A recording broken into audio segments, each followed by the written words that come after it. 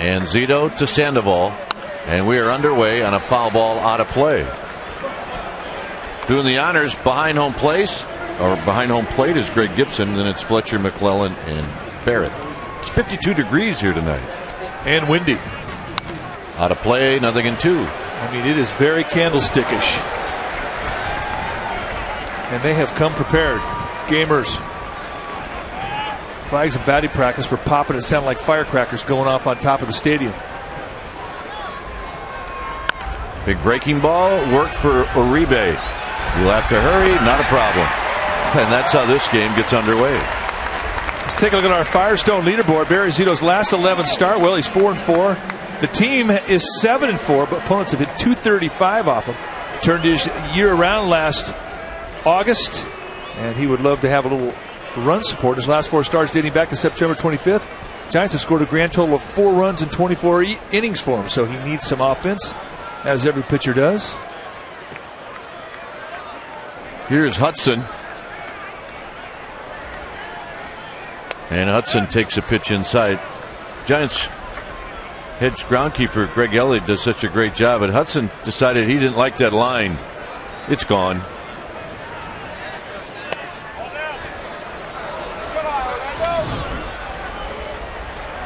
Gone. I'm ticked if I'm the groundskeeper. Oh yeah, that guy spent like an hour drawing that thing. Unbelievable. Gone. A high strike. 2 balls and 1 strike. And you're going to see more high strikes from Greg Gibson than you will knee-high strikes. And that's a good thing for Barry Zito.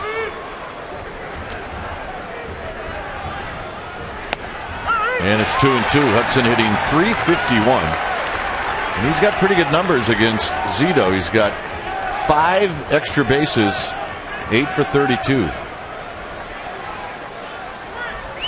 And he got him.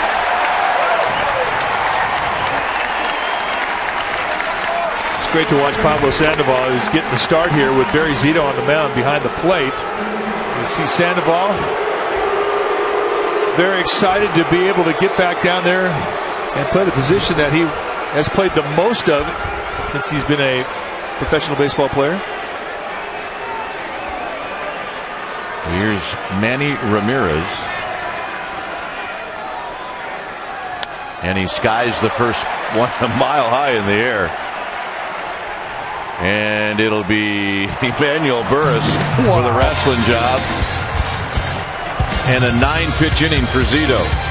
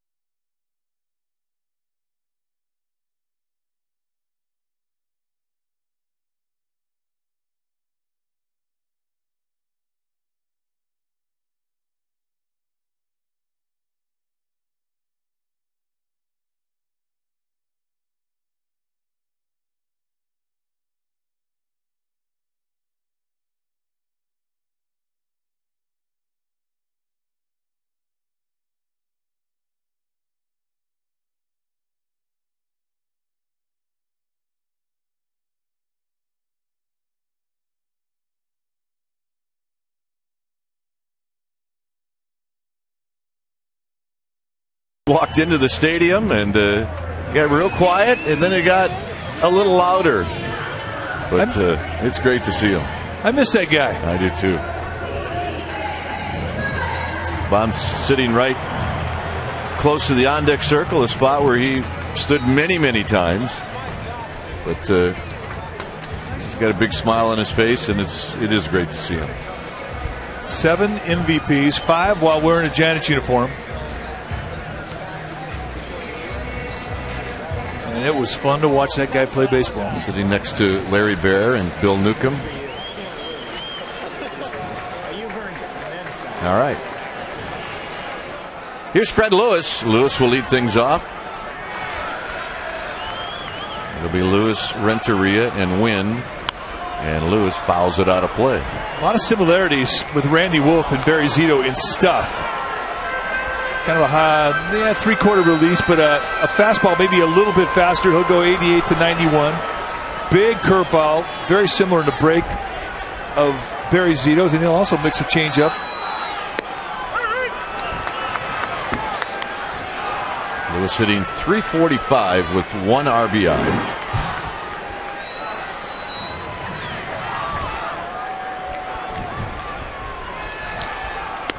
Falls behind very quickly now. It's 1-2.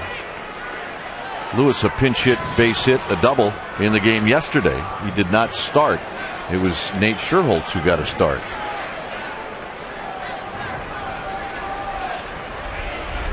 And Lewis out swinging. 1 out.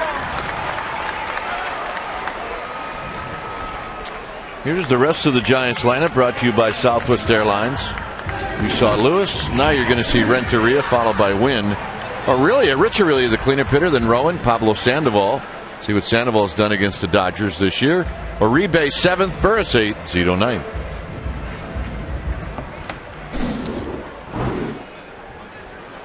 Edgar Renteria hitting .217.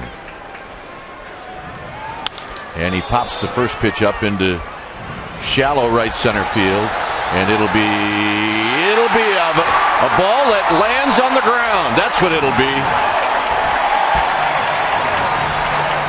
It's one of those nights, folks. Tonight will remind you of Candlestick Park in a lot of ways. And pop-ups are going to be nightmares. And before the game, everybody's talking about giving everybody help on pop-ups and fly balls. Well, you see the problem. Too much help. Ethier bangs into Kemp. He hits the base of his glove, and the hustling Edgar Renteria winds up at second base. This is going to be fun. Well, Emmanuel Burris had to wrestle the one hit by Manny Ramirez. Good look here for all you young kids. A pop up, run those things out. Here's Randy Wynn. And Randy Wynn takes the first pitch low. 217, a couple of home runs, 6 driven in. 6 for 16 for Randy Wynn against Randy Wolf, with 3 doubles and a triple.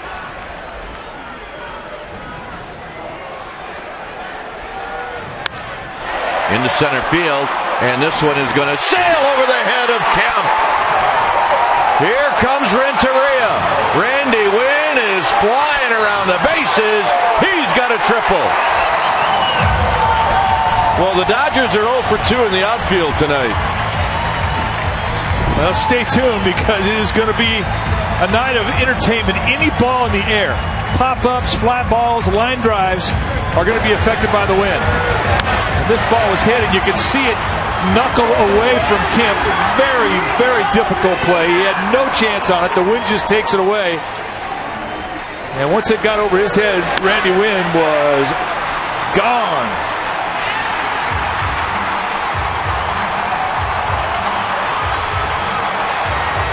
By the way, they've given Renteria a double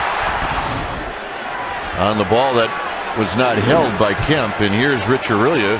Dodgers pull the infield in. And a first pitch strike to Rich Aurelia.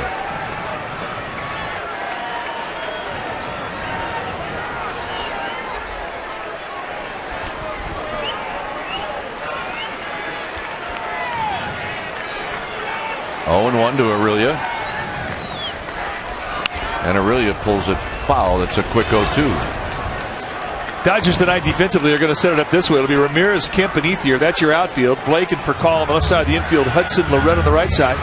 And Russell Martin will do the catching. And the gentleman who'll be catching is Randy Wolf, the 10-year veteran, 32-year-old out of Canoga Park, California, 5'10", 210-pound. We talked about his 3 weapons, the fastball, curveball, changeup. All good pitches, all swing and miss pitches when he's on. Aurelia pops it up. Who's it going to be? It's going to be Loretta.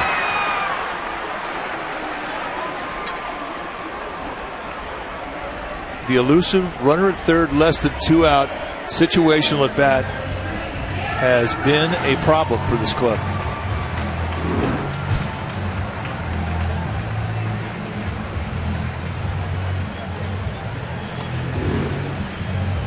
Aaron Rowan has hit a couple of home runs off of Wolf.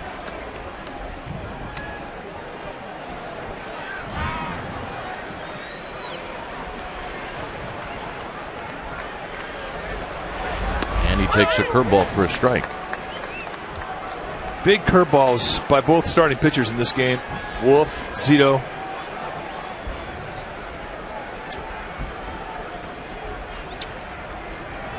And the type of curveball that if they started out the plate away and you're a right-handed hitter, you've got to stay with it. Foul back, 0-2. You cannot give up on that big breaker early.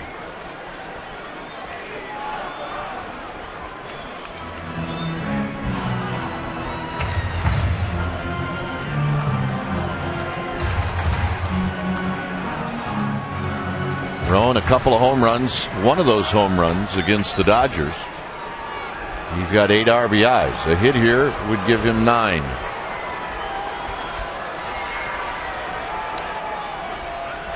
Outside and high, 1-2.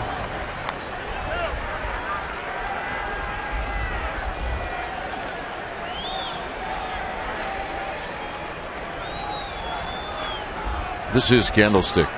Oh, it is. Absolutely, it is.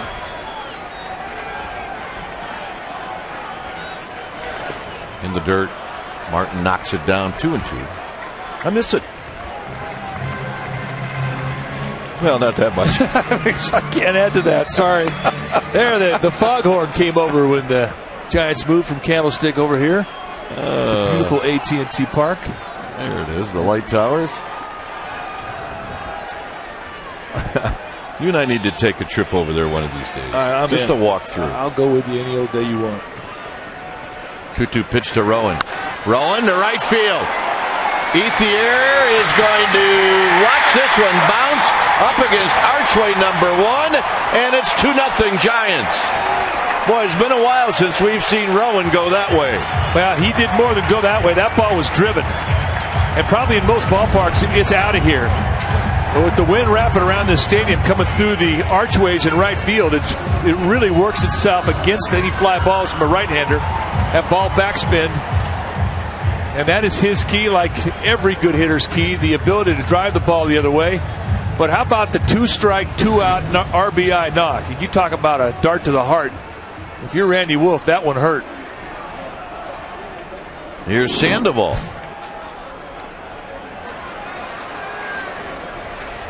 Sandoval with a good swing and a foul back.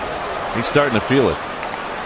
He's added about 70 points on his batting average here the last several days. And here he almost comes out of his shoes swinging at this challenge fastball on the first pitch.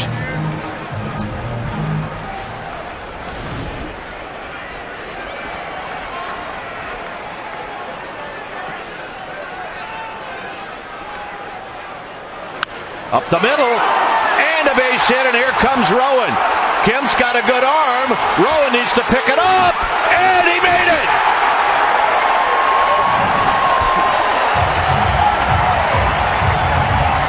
Sandoval's base hit, and the slide by Rowan makes it 3-0. A rally the Giants just could not find in L.A. in the 3-gamer they played against the Dodgers down in Southern California. Here, another 2-out knock. And the ball just sails on Matt Kemp. It provided a little window of opportunity. And as Martin goes up the line and goes high, watch Rowan play dodgeball with the glove. That's a beautiful slide right there. That's a beauty. And here's Uribe.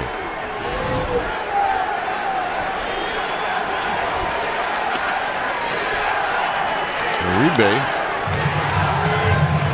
1 for 6 lifetime against Wolf.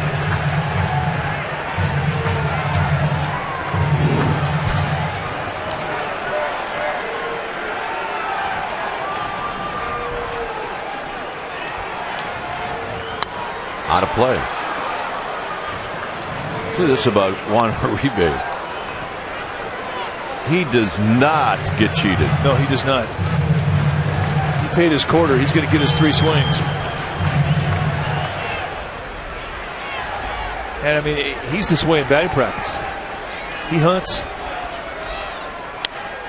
High fly ball, left field. Ramirez drifting back, and Ramirez is going to make the catch.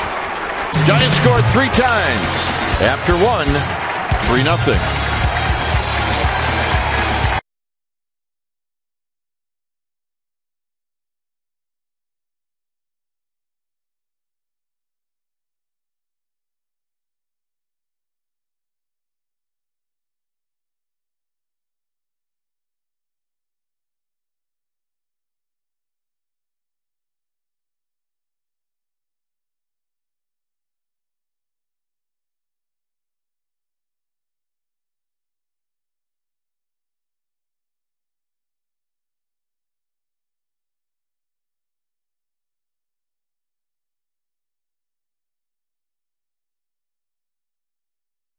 One of the big blows, Randy Wynn, a triple to knock in a run. It's 3-zip. Giants and Dodgers are airing right now on Comcast Sportsnet Plus.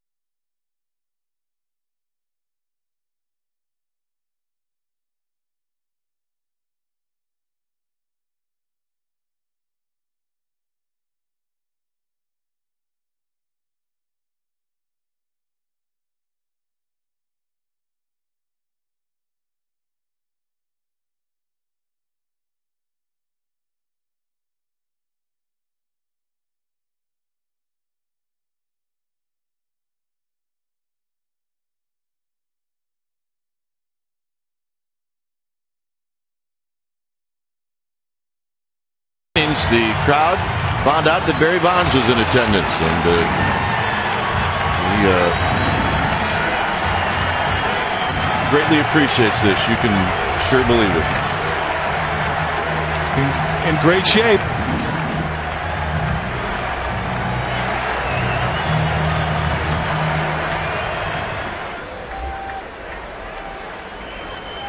What a great Giant. Good to see him back. Here's Matt Kemp. Kemp, Ethier, and Martin.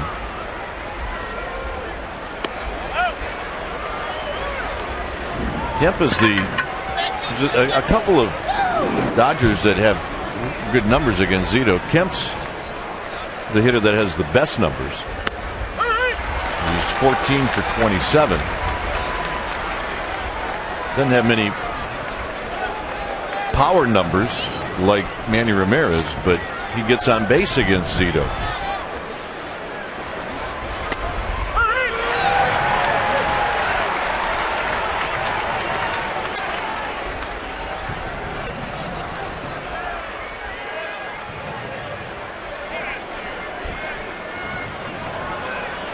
Very high, 2-2. Reaching back with that fastball. Giants with 3 runs in the first, and it all started with Ethier and Kemp coming together and not hanging on to a pop-up.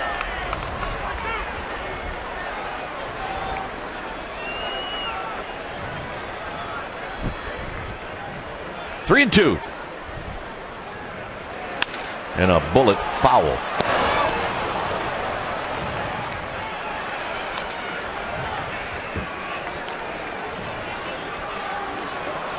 Ethier and then Martin.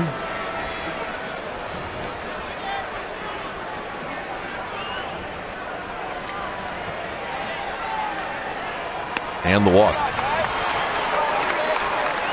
Bonds hit his 500th career home run against these Dodgers. Deep to right field. This one is on its way to the Covey Cove. Number 500. It's into the water.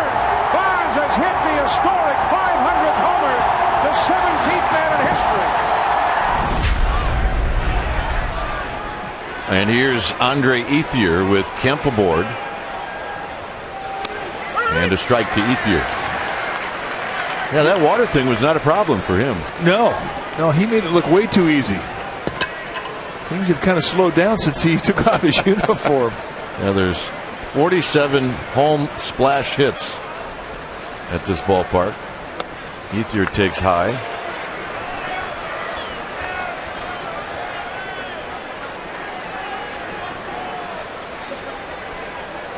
We haven't had one this year. 1 ball and 1 strike. And Kemp is chased back.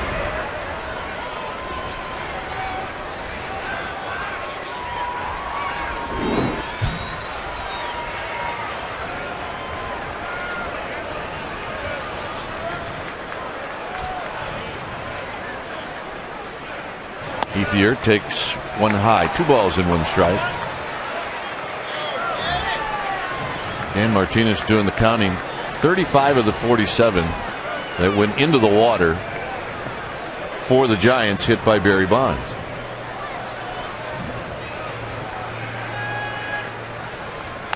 Foul back, 2-2. Good fastball, 87-mile-an-hour heat right on his hands. The other thing too about his fastball, not only has his velocity improved, but his ability to command it. I mean, the thing that you want is command and late movement, and he has got that little cut that runs away from a lefty into a righty.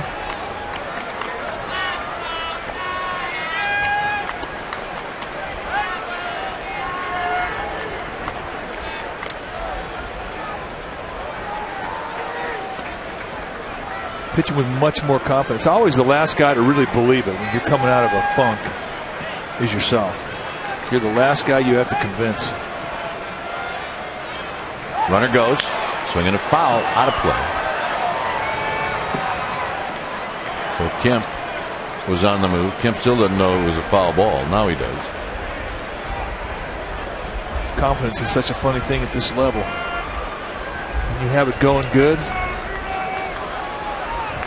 everything is so easy. I mean, you go up there, you know you're going to get a hit. You're out there on the mound, you know you're going to make your pitch. You're going to get people out. You're 3 or 4 pitches ahead of yourself. You just, it's easy. On the ground to Burris. 4, 6, 3.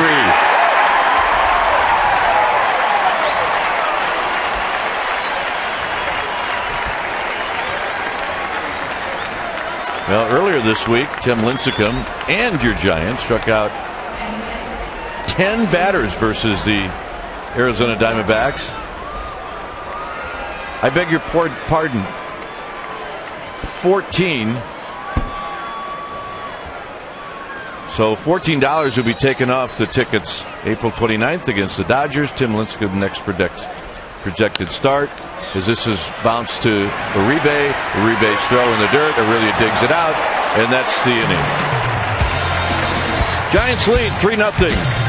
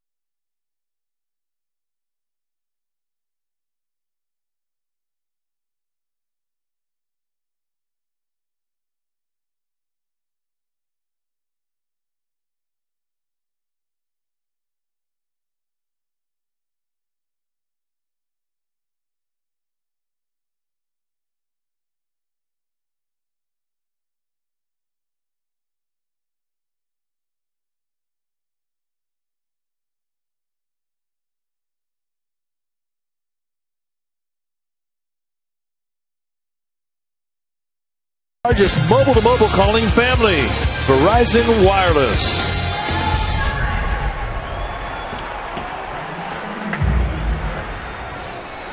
Giants with 3 runs in the bottom of the first inning.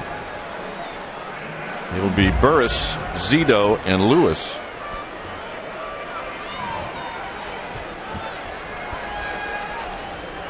And Wolf to Emmanuel Burris, and the pitch is high.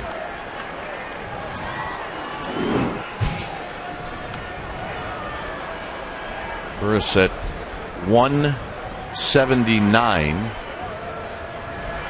as he bunts it foul. Good attempt. Either make it perfect or make it foul. Burris is 6 for 14 from the right side. Yeah, the right side hasn't been the problem. It's been swinging the bat from the left side, but his last couple games, however, things are starting to turn around. 1 ball and 1 strike. Zito to follow, and then Fred Lewis. On the ground to short. Call has it, a double clutch, and they just got him. That's the reason if you're fast, you run it out.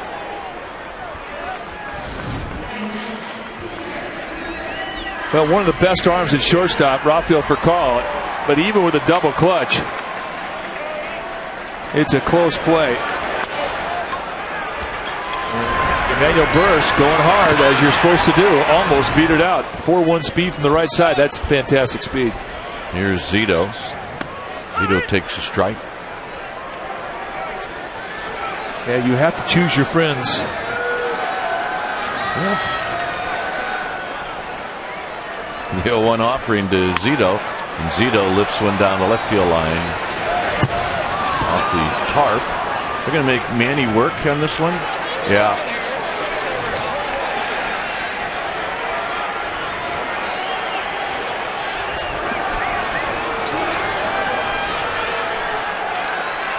I thought about it. Don't do it. 0-2 to Zito. He thought about throwing it back out there. And Zito, did he get a piece of it? Yes, he did. Don't ask us how. There was nary a cheek involved in that swing. That was a bucket.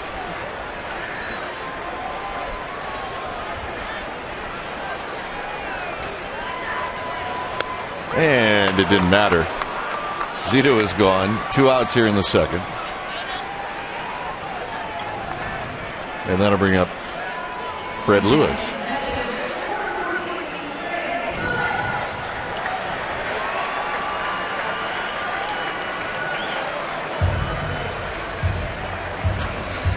Lewis struck out in the first inning.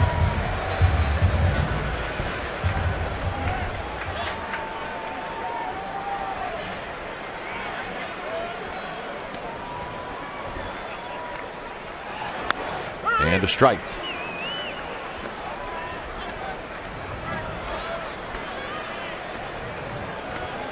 Three 0 Giants.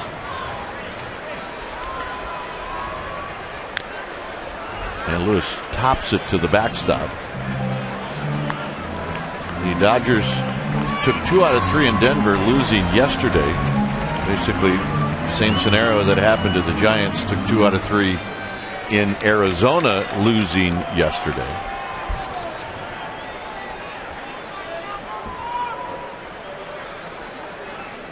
And Lewis takes one in the dirt. It's 1-2.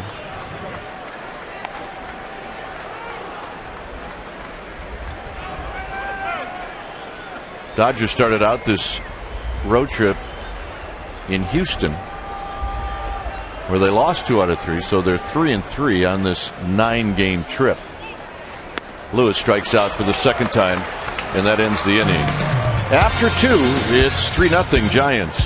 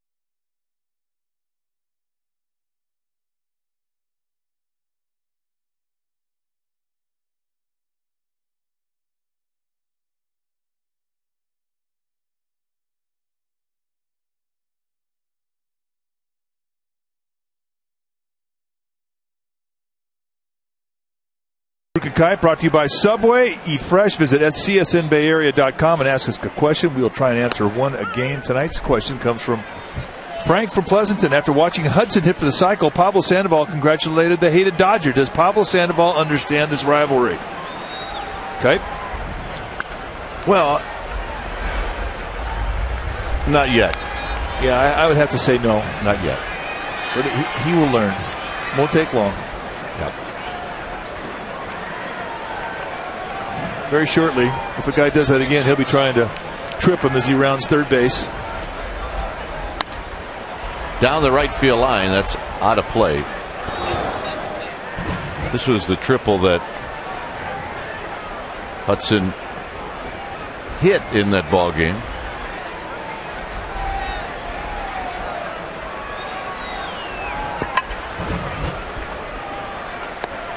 Down low, 1-2.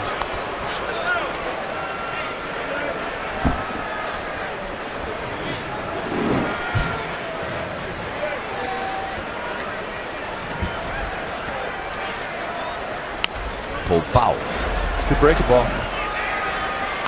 You know, last year, early on in the season, his breaking ball had a hump in it, meaning he would throw it up and have a little roll to it. Now, in his eye, he's going, gee, it looks big, and you know, you want to try and get size to that type of breaking ball. The difference this year is it's coming out of his hand, and it's a flat plane. So in the eye of the hitter, when they first see it come out of his hand, they're thinking fastball, and then all of a sudden, here comes the break. Much more effective pitch. And the results have been dramatically different than where they were last April and May.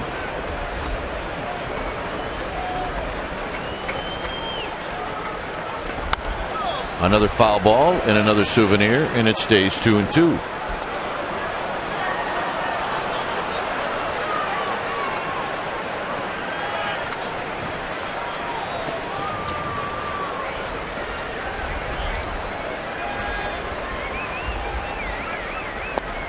Three and 2 to Mark Loretta.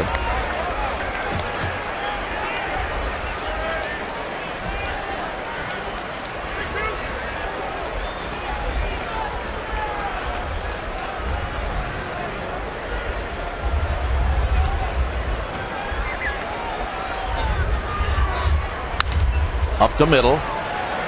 Burris on the backhand, and a nice play by Emmanuel Burris. He made that play like he's played second base his whole life. And the strength, when he catches this ball to the backhand, watch him corkscrew up into position. And that's just pure athleticism right there. What he put on that throw is what makes him unique. That's a shortstop's arm on a second baseman. Mind you, Robbie Thompson. Here's Casey Blake, who takes the pitch high. I mean, this wasn't even close. And look at Barry Zito. You think he's fired up? That type of play will do it to you. Mark Fridrich would go out and give Burris a hug. I don't blame him. We lost the bird too soon. We did. Foul, look out.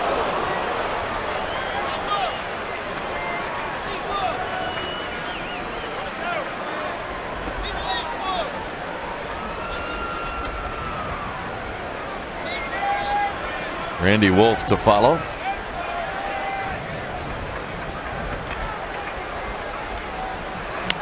And that is a little looper that's going to fall. So that's the first hit off of Zito.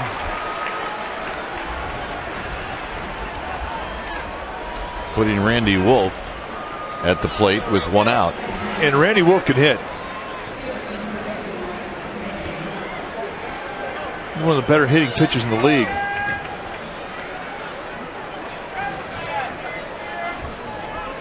No sleeves. Doesn't like him.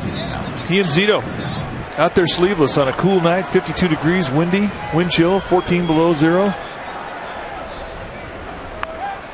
Good bunt. Aurelia will take his time, and Blake goes down to second.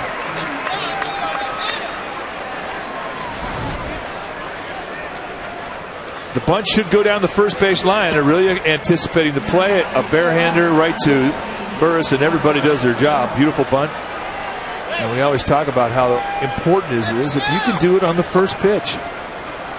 So Randy Wolf adding to the momentum of this inning by getting that sacrifice down early. For call bounced out to Uribe at third to start out the ball game.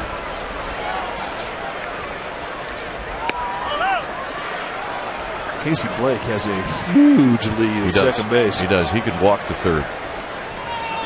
But this is where, as a middle infielder, you want to give up your position because you want to be able to get to a ground ball. If you can't get the hitter out, at least keep it from going into the outfield. So Burris is not going to give up too much ground to keep Blake close.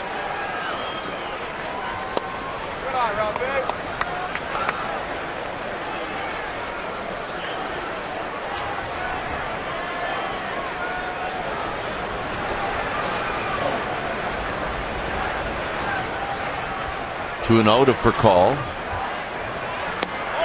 And that's wide 3-0.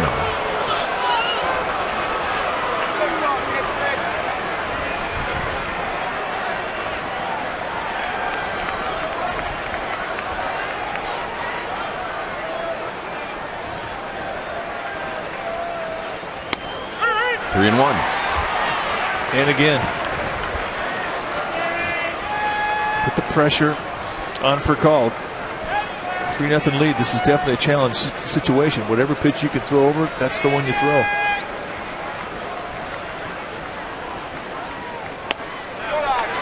And the walk. Here's Hudson. Well, what do you say we take a Corona timeout and take a look at Orlando Hudson before and after hitting for the cycle. In 7 games, they were 4-3, batting .250. On base percentage 323. After the cycle, the Dodgers have gone crazy. 8-3. He's hitting .364. His on base percentage is .472. Scored 11 times. So the cycle propelled Orlando Hudson, and that's our Corona timeout. Zito has 1 strikeout tonight, and it was Hudson. And here he takes a strike.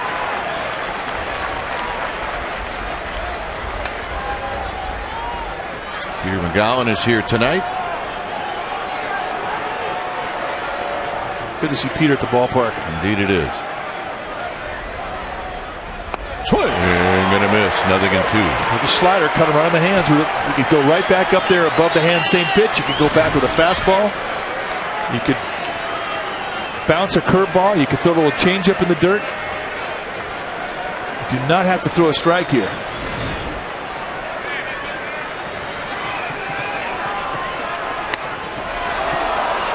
Good pitch. It was a good pitch. You know, he could drop down a little bit from his normal throwing slot. Get a little slinging motion that can really run that ball tight into a right-hander. And that ball squirts away. Both runners advance. It's got to be a pass ball.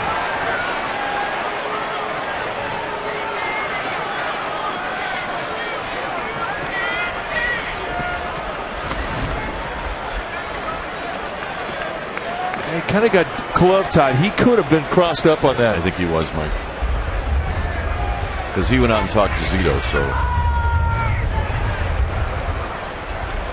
That's a catcher's nightmare. Runners on base. And they're not going to penalize the kid. It's going to be a wild pitch.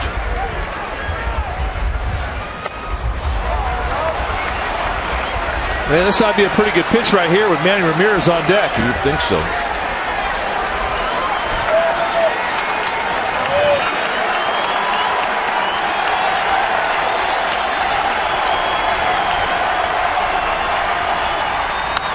Driven to right. Randy Wynn back. Side retired. Zito gets out of it. 3-0 Giants.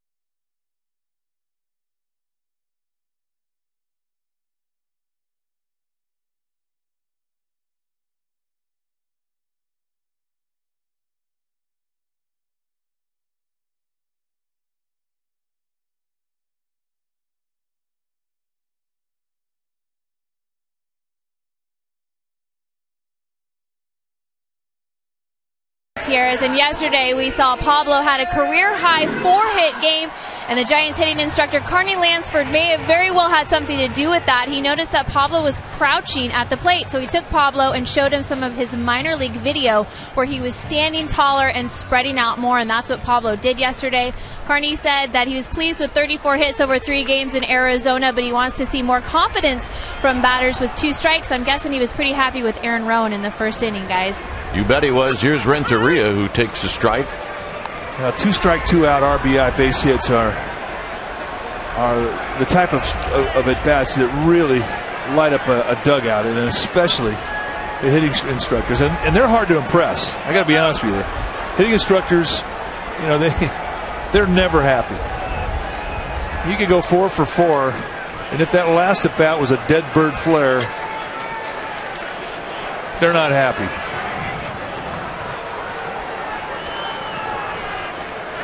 The 1-1 to Renteria. Breaking ball 1 and 2.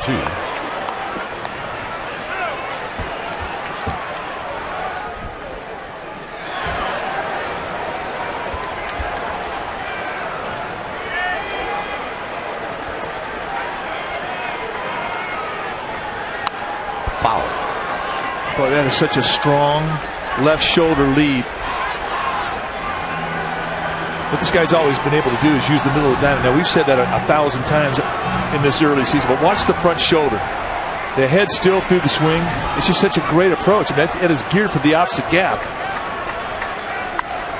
On the ground is short. So for Paul, 1 out. Let's take a look at our Chevron unsurpassed performance. And yesterday, Pablo Sandoval, a 3-run homer, his first of the year. Went into that game with 1 RBI on the season. Walked out of there with this 3-run shot that gave him 4 on the year, a 4 for 4 day, 2 singles, a double, and that home run. And he pumped up the volume on his batting average considerably. Indeed, he did. Randy Wynn with a triple in the first.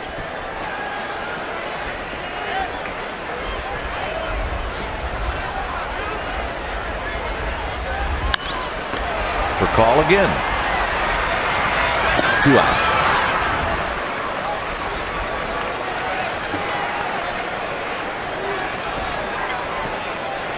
Couple of ground balls, and now Rich Aurelio step up for the second time. Aurelio popped out to Loretta in foul territory.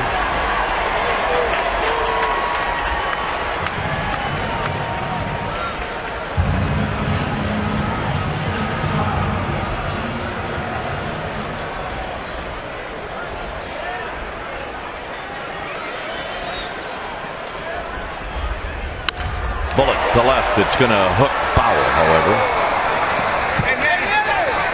Today before the game, it's the most excited I've seen Rich Aurelio in a while. Hadn't had many starts in this young season, but he got one tonight, and he was going to get a start against the Dodgers. And he was psyched.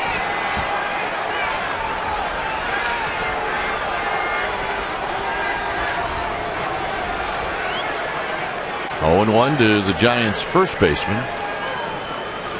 And he's got a base hit up the middle. I think Aurelio threw that bat down in disgust because he wanted that hit in the first inning. I agree with you. Nice 2-out approach going back up the middle.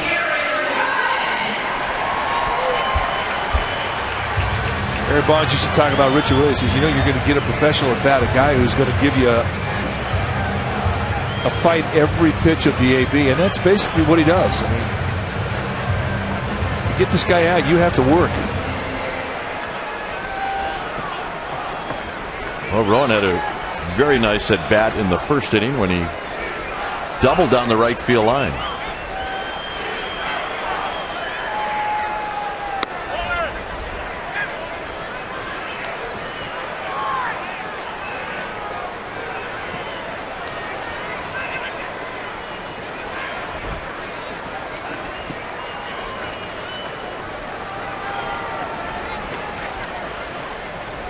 Rowan pulls it foul.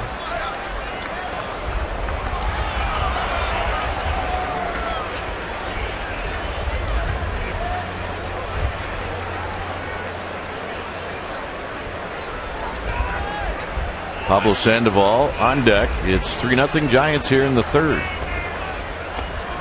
Down low, we're going to have a guest, we think, in the fifth inning.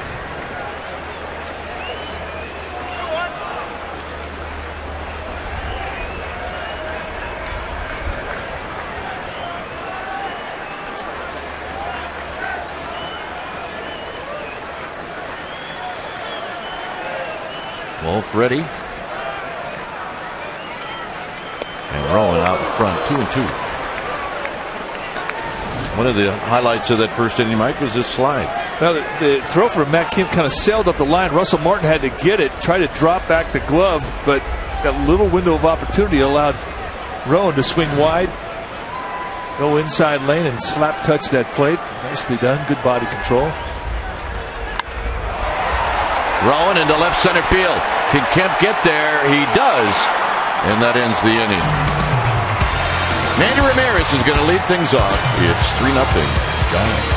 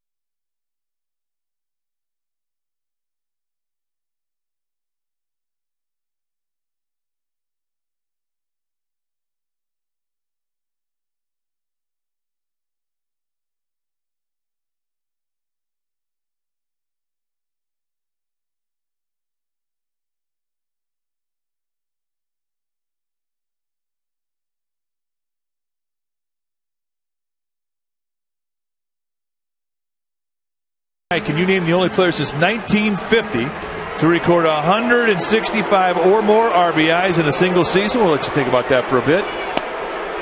Kite, why are they booing? They're booing Manny Ramirez. Is he will lead things off. Ramirez, Kemp, Ethier.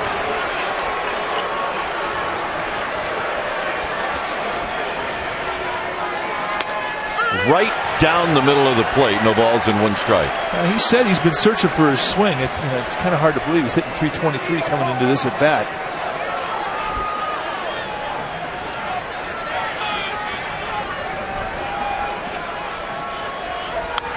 Fouls it back, gets 0-2. When he joined the Dodgers the last 2 months of last season, it was remarkable as to how dialed he was. I mean, he was on everything. I don't care if you mixed speeds, if you had great velocity, great movement, it didn't matter. He was on everything. It was one of the best swings I've ever seen anybody have.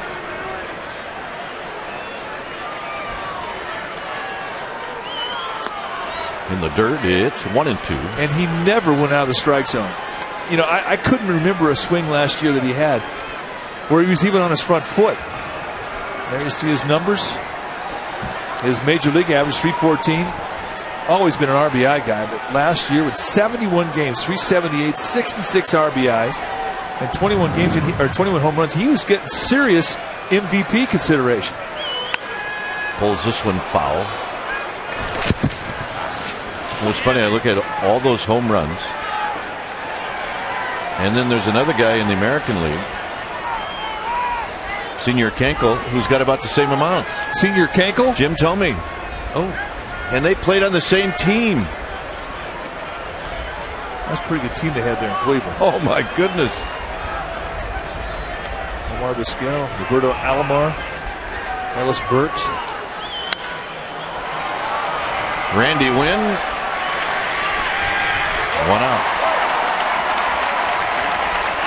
Well, that's how you like to face Manning, with nobody on base. And let's take a look how Zito worked him. First pitch challenge fastball, inside corner. Then he goes away, another fastball, inside outside, 0-2. Then it's a big breaking ball. He doesn't bite for it, down in the dirt, perfectly placed. Then he goes again, he hooks this one foul, and then the payout pitch, he hits to right field, lazy fly ball. Kemp walked in the second.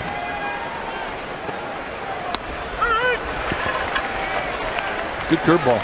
That's what he's been able to do. I mean, we've seen him throw this way all through spring training, where he was able to get strike one with all of his pitches.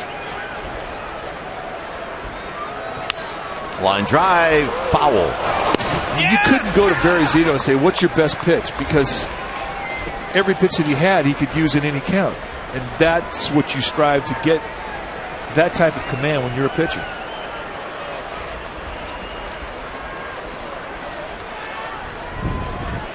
Did I just see a mom and a dad and a small child? Yeah. And who wears the pants in the family? Mom. Swinging a topper, foul.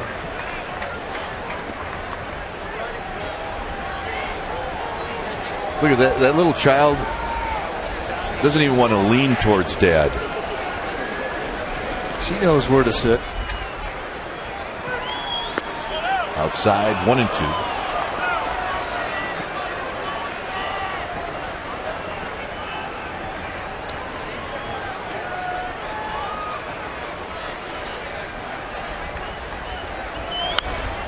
Randy Wynn coming in. 2 outs. The beauty of Barry Zito is his ability to take the balance out of your swing. And when he is right, you'll see a lot of swings like this. Watch the front foot, take the weight. I mean, he's just poking at the ball. And when you take one of the big bats, your cleanup hitter, and you take his legs out of a swing, I mean, you've made a good pitch. You've done your job. Ethier hit into a 4-6-3 double play.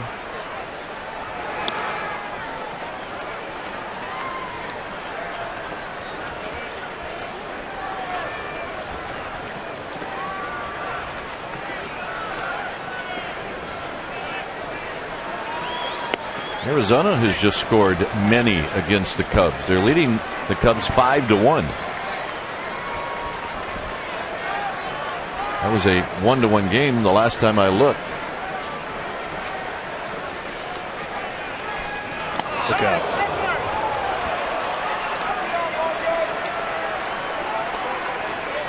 Ethier reaches. Well, team's trying to pitch Ethier inside.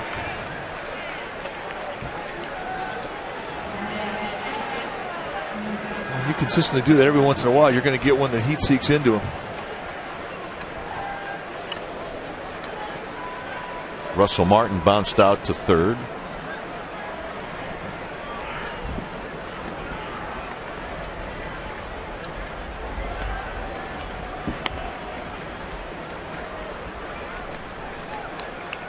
For Martin, he came into the game at 238.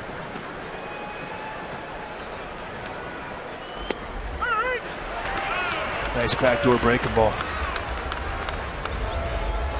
Russell Martin, a real compact target. Not a tall guy. I mean, he says he's 5'10", but I don't know about that. There's a base hit to left field. And Loretta's going to hit 2 on, 2 out.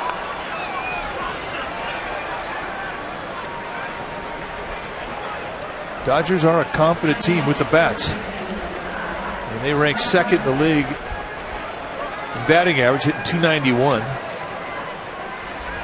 And they rank second in the league in runs scored with 110. The only team who's swinging the bat better than the Dodgers is the St. Louis Cardinals. Giants hitting .247 as a unit.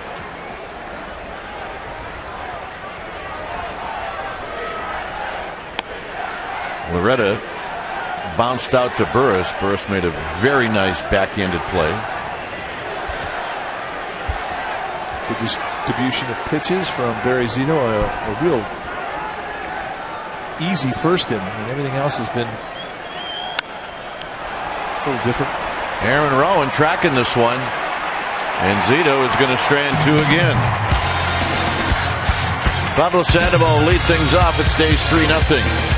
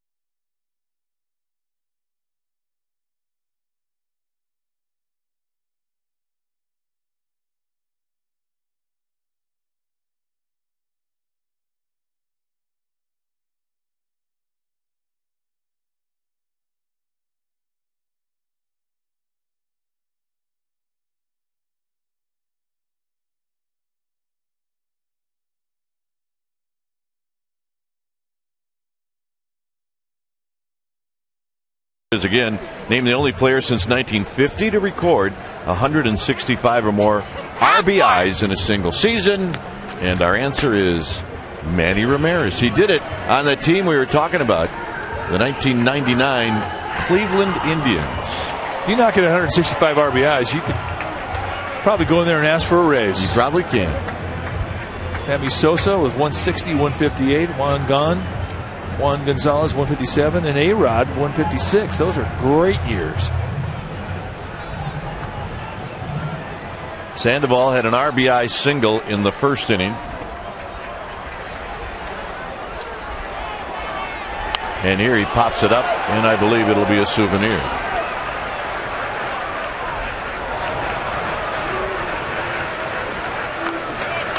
That's one he wants back.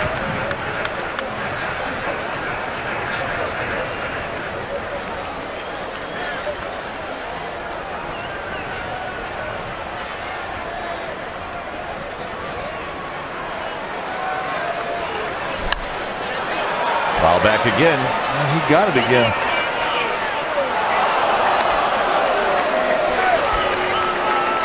Take a bow. Nice going. You did good.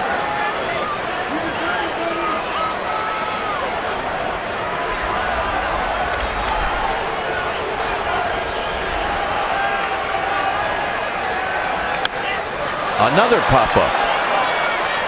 And this one is out of play. Nice play down there.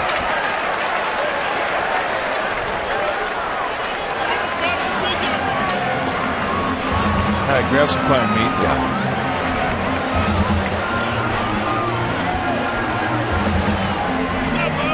Oh, and 2 to Sandoval. Yeah, you don't want to use all your 15 minutes of fame up at the same time. Kind of want to spread them out a little bit.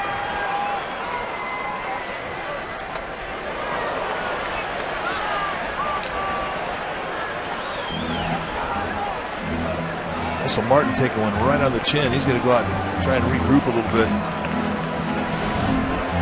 Watch the ball one hop Martin right in the mask.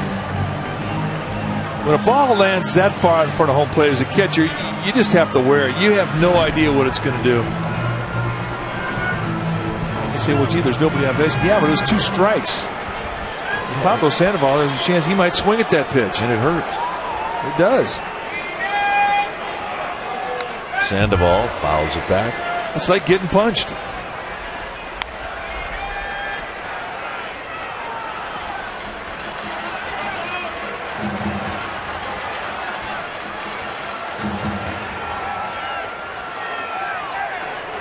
1-2 to Sandoval.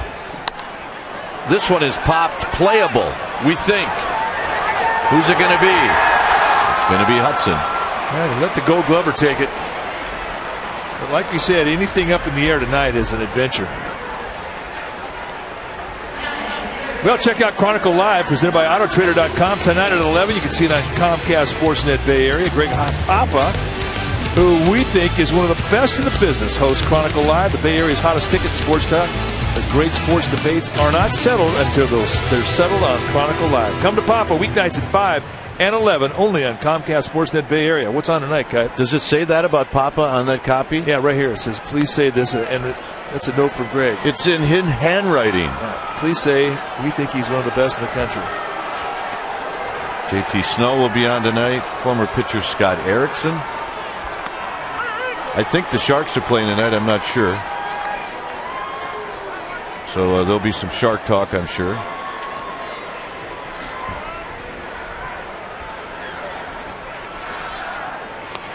Greg, I am the best in the business, Papa. He will also host Giants postgame live. Really one of the best in the business, Greg Papa. On the ground into the hole. For call, will have time to set and throw a C to Mark Loretta, and Loretta came off the bag. It wasn't for lack of effort. That was a heck of a try by Loretta to try and snag that one hopper, because this has "Eat Me Up" written all over it. And remember, Farcall doesn't know anything but throw bullets at you. He was on the bag. Well, from that angle right there, it's pretty hard to tell. I think you have a pretty good point. Let's take a look from here. And he was off the bag. Andy Fletcher, first base umpire, making the right call. I mean, if I see enough replays, I'm eventually going to get it right. They're going to give Loretta an error? They can't possibly give Loretta an error. No, I'm putting E6. Yeah, I'm sorry. Chuck Dibdahl, who's our official scorer today, he'll change that. So an error on for call. And here's Emmanuel Burris.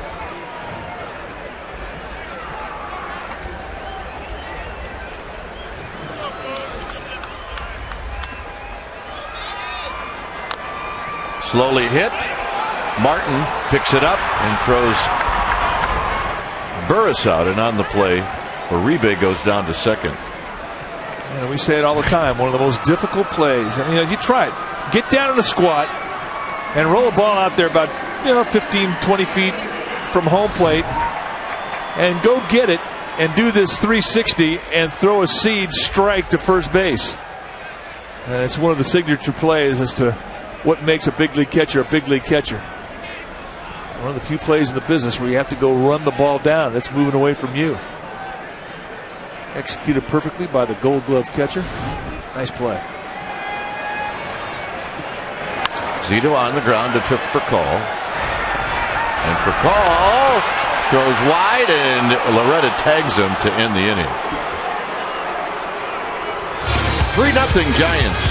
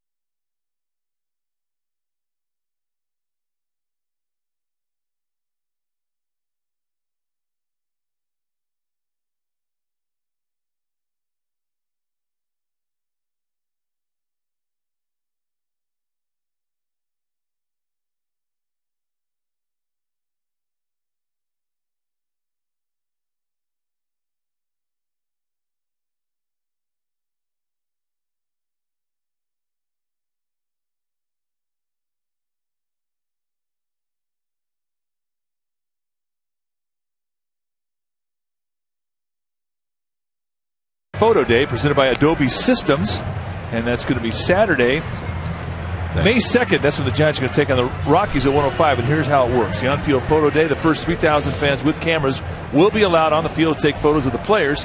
Fans can line up on the port walk at 10 a.m., and you will be allowed on the field at 10:30. For tickets, go to sfgiants.com or call 1-877-4SFG-TICKS. Giants, Rockies. Rockies in over the weekend for a 3-game stand, Friday, Saturday, Sunday. So come on out to photo day. Always a hit with fans. Here's Casey Blake. Casey Blake has one of the 2 hits for the Dodgers, a single in the 3rd. 3-0. It's been that way since the first inning. Randy Wynn getting tested. 1 out.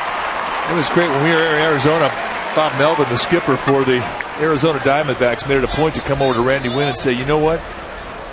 Nobody plays right field at that ballpark of yours better than you do. We were standing right there when he said that. Of course, Randy Wynn played for Bob Melvin in Seattle, so they're certainly not strangers, but nevertheless, came out of the blue. And Randy Wynn, very gracious.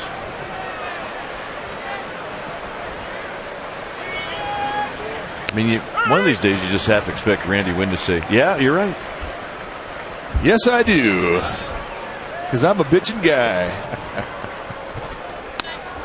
That would never happen. And one of the more humble athletes we've ever been around. It would never happen. Now, we have gone on record to say that the toughest right field in the National League is this park.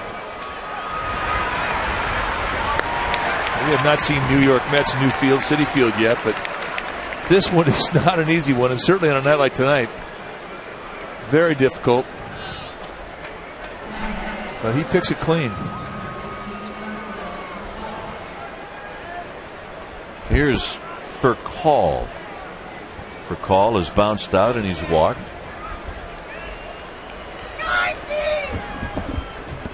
People.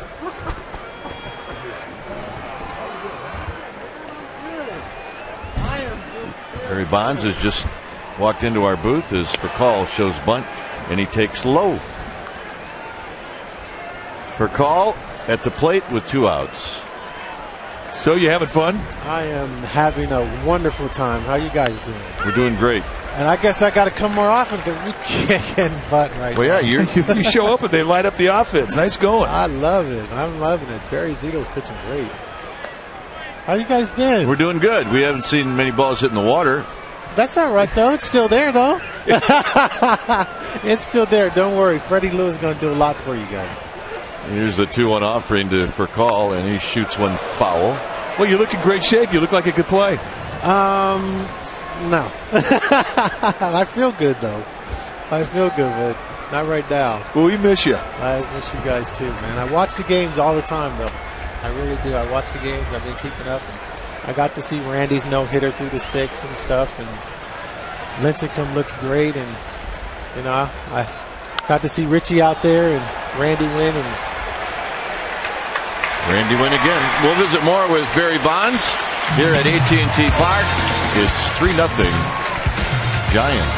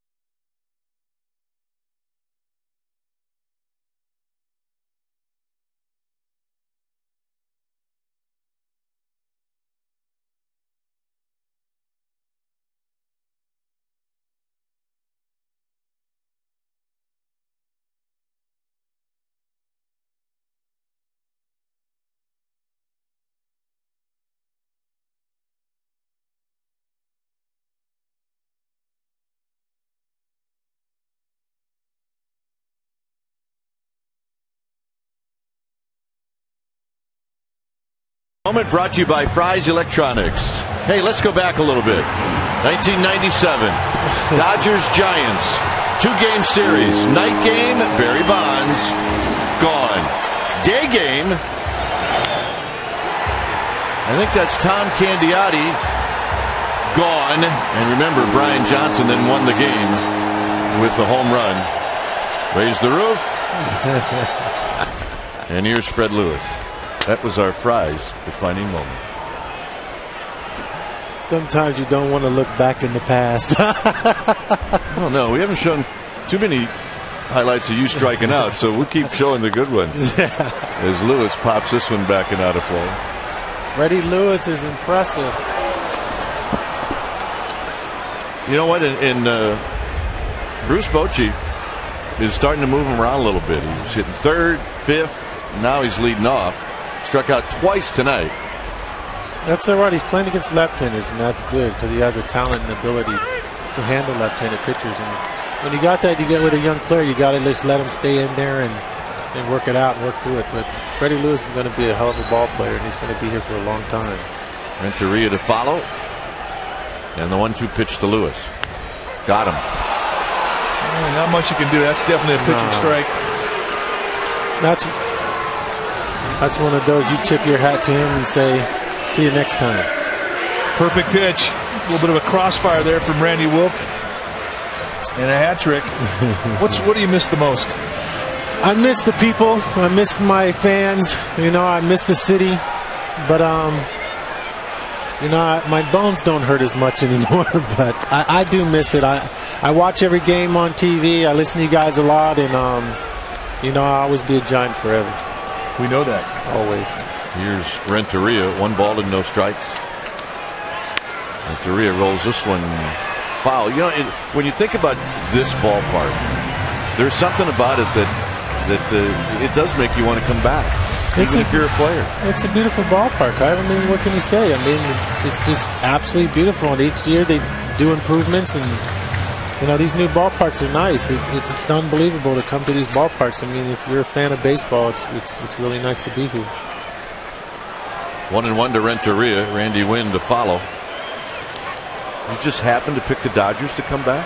I always pick the Dodgers to come back. I don't know what it is. It's just something about that whole Giant-Dodger rivalry, and it's it's always been special for the fans, and it's always going to be special to me. Now, when you took the field at Dodger Stadium, they were a little rough on you. Did you like it? I loved it. It's like I try to tell people, now they always ask me, you're so different, than when you were as a player. And I said, I created that character out there. And that was the only way I could sell tickets. They weren't buying it for my ability. I created that character out there so that I'd sell tickets. Well, I think Giants fans are trying to do the same thing to Manny Ramirez, but I'm not sure they're as rough as Dodger fans were to you. Well, I may have to give Manny a couple of tips on the character mode. You got to change up a little bit. He's working on it with the hair. He is. But, you can't say anything enough about a ball player like him. He's an amazing ball player. He's a great ball player. And, the Dodgers are lucky to have him. I wish the Giants got him when he was a free agent. But, Manny Ramirez, if there's one ball player you want to watch swing a baseball bat, that is definitely one ball player. Well, what he did last year, 66 RBIs in 71 games when he joined them. Yeah. Really took him right to the playoffs. Sometimes that's all it takes, for a team to get going. You get that one player on your team, and everybody lifts their game up. And Manny's been that type of player. And you can go back to Boston and look at Big Papi. In Boston, sometimes you better be careful what you wish for, because Manny Ramirez, obviously, it was a big part of that organization, a big part of that team, and he was a big part of Big Papi's success too as well. And hopefully they both appreciate it. But Manny's talent is really, really exceptional. Hudson, 2 outs. Randy Wynn coming up. And he's going to help Hudson. You'll see. He's hitting in front. Hudson's hitting in front of him, so you'll see. They're talking about Richard Willier the year he hit in front of me and had a great year. I said, sometimes that's all it takes. You better watch out for Hudson and get him out, because you got that big bat behind him. Yeah, he's only hitting .351. Well, Richard Willie with 37 home runs back there. You know, you talk about a 1-2 punch. I thought that was the best 1-2 punch, me and him. I mean, Jeff Kent, obviously, don't get me wrong. I mean, me and Jeff Kent were really good together. But, I mean, as far as a number 2 hitter to a 3 hitter, I don't think you ever can see a better combination than me and Richard Willie during that course of a season. No. I don't know any 2 players that did it with. I know between a number 2 hitter and a 3 hitter. 110 home runs. Exactly. That's a pretty good year. So Liz and the kids are doing good? You know, everybody's doing really good just growing up. You know, and I don't have much say anymore, but that's okay, though. I didn't have much say anyway. I just wasn't home. That's right, and you cannot come home and change the rules. You can't. You just sit there and just absorb it all, but that's okay. I'm surrounded by women, so I just deal with it. Here's the 0-1 to Randy Wynn, and Randy Wynn shoots it foul. Hey, I remember when Randy Wynn came to this team, and you said to Brian Sabian, you need to sign this guy to an extension. Yeah, and they did. And he's been a terrific Giant. He's been consistent throughout his career. I mean, if you go back to Randy's stats and throughout his career, he's been a consistent hitter. I think he had a couple of years where he wasn't playing and platooning a lot, but you know, as a player, you can see and respect somebody's potential. And Randy Wynn has always been that type of player where he's going to be, because he's not going to hit a whole bunch of home runs. He's not going to, be the big guy who's going to drive you 30 home runs, though. But he's going to stay consistent, hit 280, 300, and do his thing. And play out there. And he loves right field, and that's probably the hardest part of the park to play. Oh, he picks it clean. And like it's in his living room. Casey Blake across the diamond, and that will end the inning. We are not going to take a break. We're going to stay here and visit with Barry Bonds because we don't get to see him very often. April 16th, you might remember this. Hey. It was Barry Bonds facing Eric Gagne. Oh.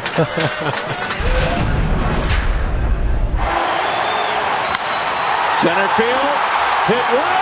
This baby's going to go out of here at 100 miles per hour. Wow. Greatest at bat I ever saw. We talk about that at bat a lot, and I'm sure you do too. But we always like to revisit it. The guy threw 100 miles an hour. Right. There's a catcher behind home plate. I can catch it. All I did was use a different object to catch it. I used the bat. And I caught it right over there in center field. You had to have known that he was going to try to come in. I had a feeling that he was going to do it. I mean, they were winning at the time, and Gagne's success has been successful. He did, there was nothing for him to lose in that situation, and he got 3-2, and we kind of had a little thing going back and forth saying, you gotta come at me eventually, and he had the great changeup and he threw the great curveball, and he wasn't going to give up the big hit to me, and I respected that. That was his job, but that was a situation where I just felt that this is going to be the battle between the two of us, and he was looking at me like, if you hit it, you name it, and I named it. Yes, you did. But every pitch. But I didn't name all of them. He got me a couple of times too. I just got that one. He was as dirty could be, man. He was something else. I don't know anyone that's going to close games like him. Hello, everyone. There is not a town that we go into where we're not stopped, and they want to know where you're at, how you're doing. Mike, I'm doing really, really good, and I love this organization, I love this team, and I love these people out here. And, I'm just glad to be back, and especially back to watch the Dodgers and Giants play. This is just a great series. It always has been, and it always should stay that way. Hudson pops this one out of play. Well, clearly, if you're not getting any love in Southern California, you can get it here. Oh, yeah. Hey, I'll be happy to. Hudson what is Hudson? He's 0 for 2. He struck out, and he's lined out to left. But what about Barry Zito? He is pitching an outstanding game. His last outing in San Diego, against San Diego, 7 shutout innings. Yeah. But you can see the confidence. It's a different guy. He's it's the same thing you're talking about. He's got somebody behind the plate now that he's been throwing with, and they got a chemistry going right now. And same thing with Maddox had, with his catchers, and that's fine. Barry's working right now. Don't fix nothing that ain't broke. And as well as Benji plays every single day anyway, You know, it's good to give him a break every once in a while because Benji's going to play more majority of all the games anyway. More work for Randy Wynn. Here's Manny Ramirez.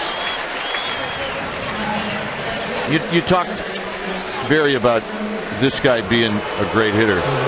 In your opinion, what makes him a great hitter? Look at his eyes. I mean, look at Manny in his eyes. Manny knows what he wants to do. Manny knows his ability. He knows how to hit. He's got a great approach to it. And all he does is take that pitcher out of his game because you're so concerned about him, what he's going to do, his gestures on the field. And Manny's approach is just, his stride is perfect. His approach is perfect. You just can't say enough about this guy. He knows exactly what Barry Zito's going to do to him. And there's a bullet to left field in his third at bat. Ramirez singles to left. These are the. See how Manny gets that foot down fast? He's already there because you can't hit without that front foot down. He's got that front foot down early.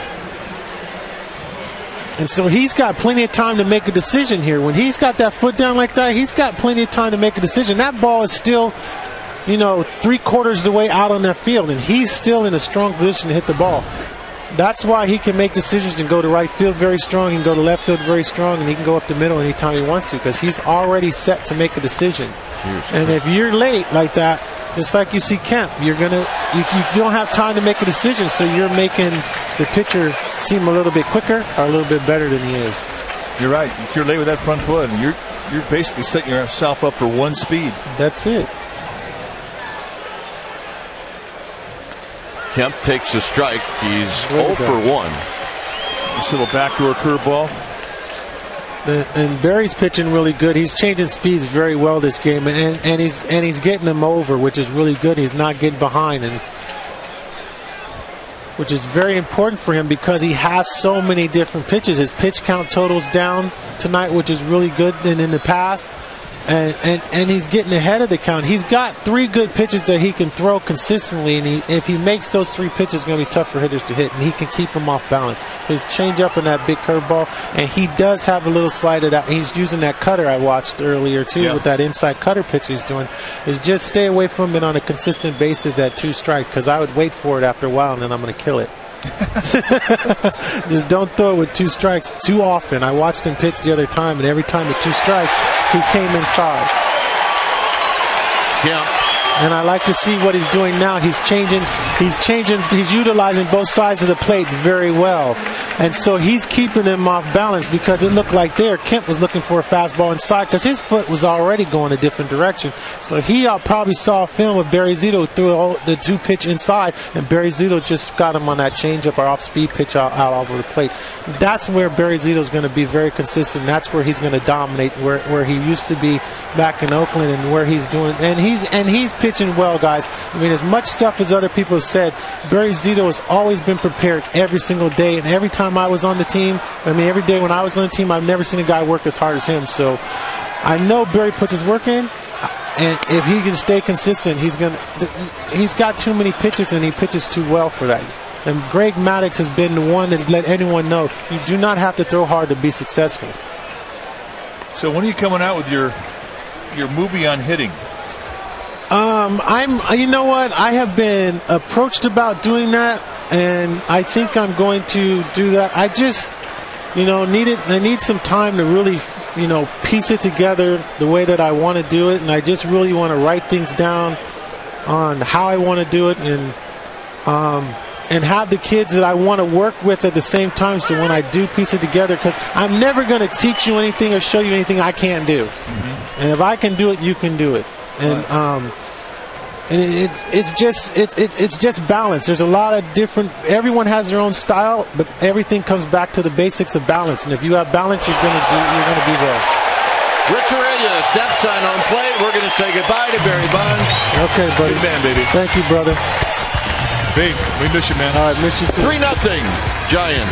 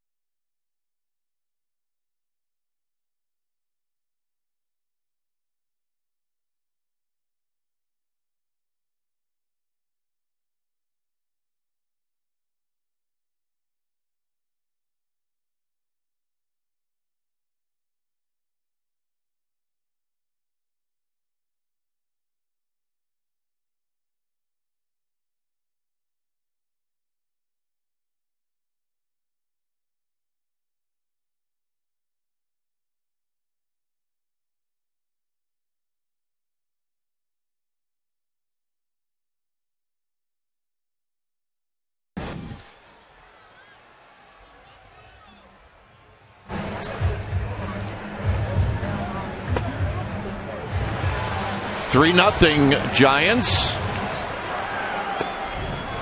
And Rich Aurelia will lead things off.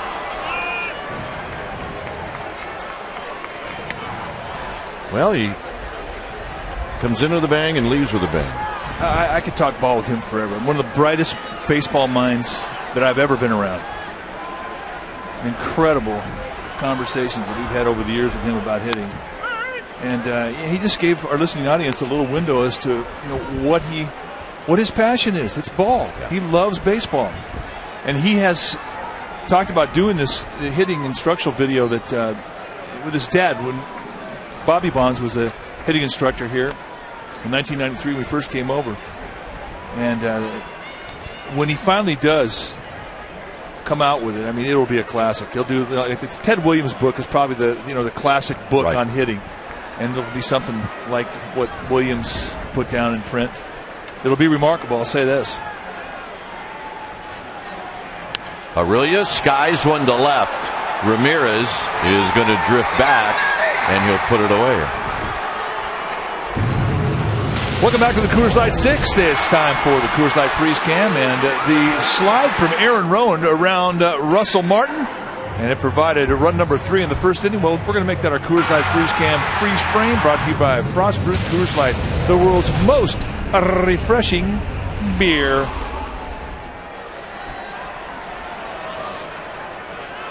Here's Rowan. Rowan pulls it foul.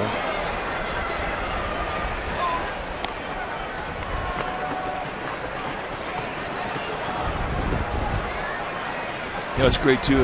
Is that when Bonds was in the clubhouse or on the airplane or at lunch with one of his teammates, I mean that they were always talking hitting.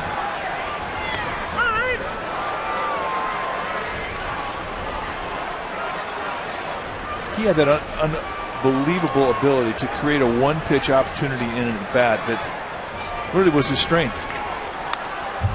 Rowan had a good swing and he fouls it back.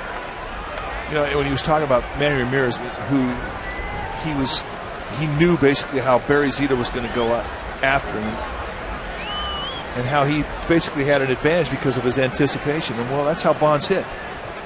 It's how all great hitters hit. Rowan goes the other way again, and it's right at Ethier. 2 outs. So Rowan's hit the ball hard 3 times tonight. And Pablo Sandoval will bat for the 3rd time.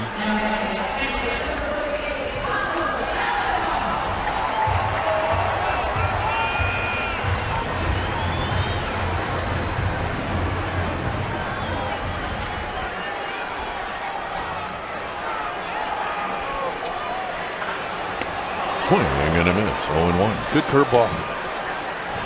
I mean, Randy Wolf, since the first inning, has settled down and been nasty.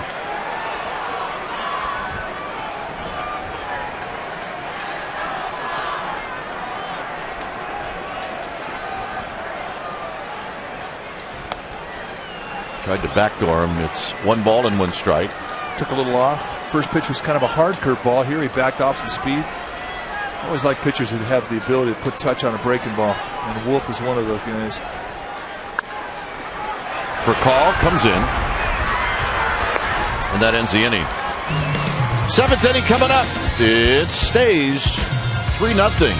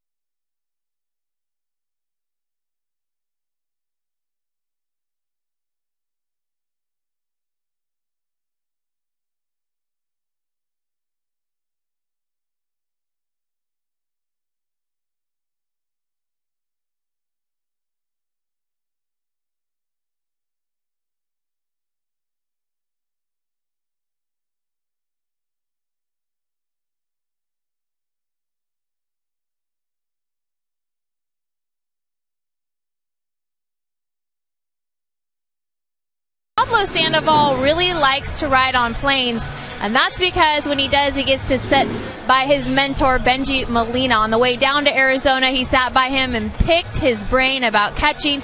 On the way back, he said that he sat by him and talked to him all about the lineup today with the Dodgers, how he calls the game, talks to him about different situations. And I said, is he amenable to everything that you're asking him? And he said he's a wealth of knowledge, and he loves to give him any information that he can. So Benji Molina, a good player and a good mentor, guys.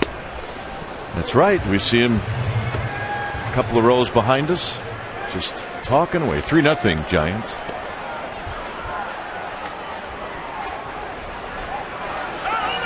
Here's Russell Martin.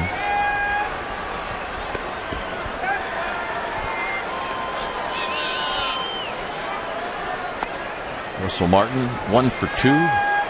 Bounced out on the second, singled in the fourth.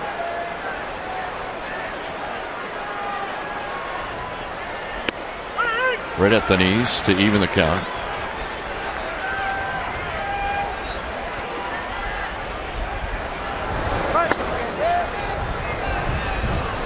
Ronald Belisario starting to get loose now for the Dodgers.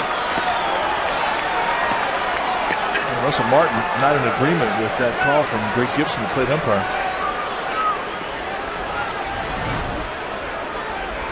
Big curveball.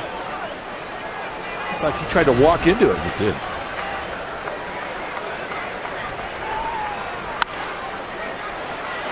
Burris, right before it hits that lip. 1 out. Well, reminded that Sunday, May 3rd is a 105 start against the Colorado Rockies. It's also Giant Solar Cap Day, sponsored by PG&E. The first 20,000 fans receive a Giant Solar Cap. So for tickets, go to sfgiants.com or call 1-877-4SFG-TICKETS. Here's Loretta. Just inside, 1 ball and no strikes.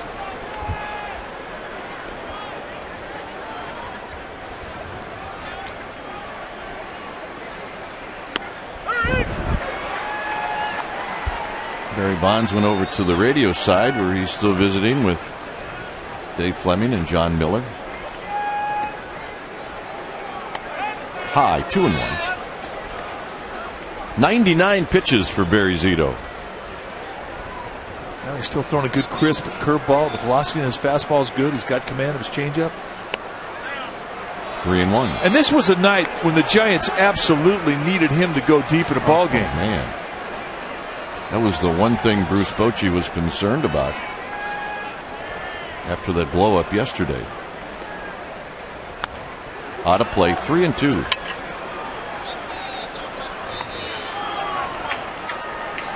I like the comment that Bonds made about Manny Ramirez about the look in his eye. Well, you can say the same thing about Barry Zito right now. It's confidence, it's concentration. There's no distraction that's clouding the vision. Nothing.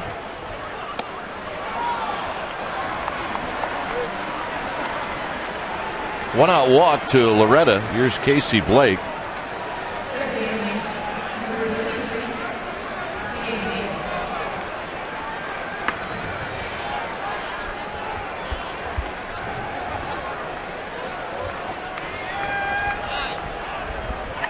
Blake is single and he's flied out to right field.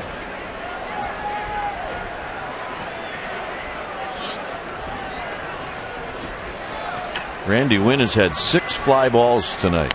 There's a pitch a bit high, 1-0. Marquín Valdez getting the call to go down and start getting loose.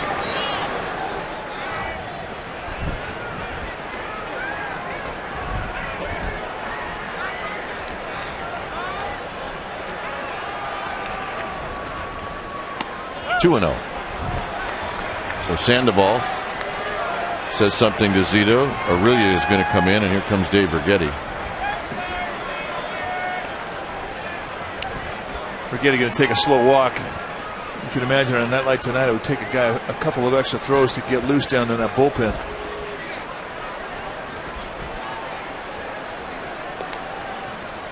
Marquín Valdez is taking his time getting back to the rubber.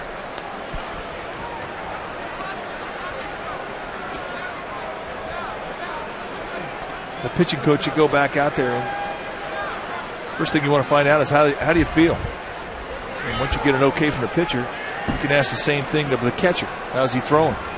What's working? On a night like tonight,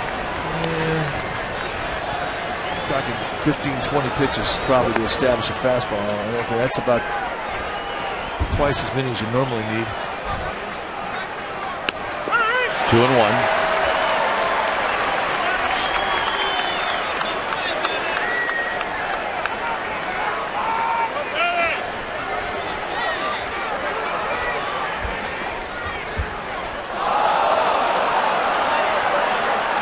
Just a bit outside. And that's a balk.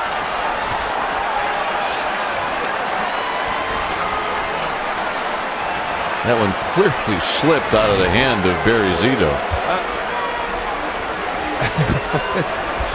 Never seen that before. Why? Well, I guess. Why? He was throwing to first. Well, that's what. Come on. They're going to interpret that as a throw to first, and that he stepped towards home, and therefore it's a block. That was awesome. No, that's 2-1. Casey Blake is thinking that one pitch was a ball. It wasn't. It was a balk. And it was a throw to first. It'd been great if they picked him off. That would have been highlight of the night. I mean, in a way, it saves the Giant. That would have been ball 4. Yeah. And then you'd had guys in first and second. What a smart move by Zito. I never heard of that strategy before.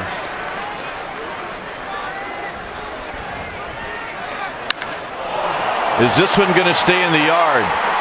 It is not. And it's 3-2 on the home run by Casey Blake, and it comes on a 3-1 pitch. Well, Blake got the count in his favor 3-1 in a 3-0 ball game. I mean, you have to challenge the hitter, make him swing the bat. You don't want to walk him. And Casey Blake was laying in the bushes for it.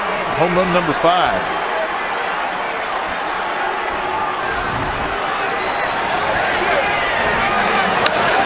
Just a challenge belt high fastball, and even on a night that is not designed for hitting, Casey Blake leaves earth. He got into that one, both cheeks. Oh yeah, halfway up the bleachers.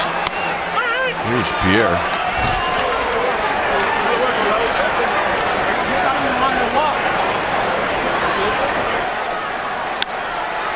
To left field, Lewis coming in, and it's a base hit.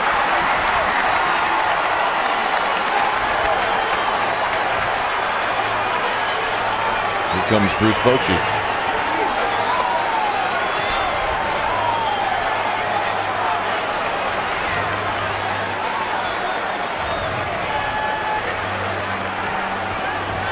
So Zito is going to end up going 6 1/3.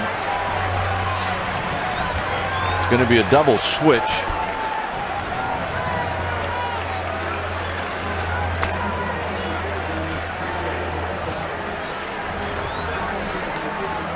So Andres Torres is coming into the game, and here comes Zito. When it's time for a change, think Speedy Oil Change and Tune-Up. Your oil change tune-up and smog experts. We will.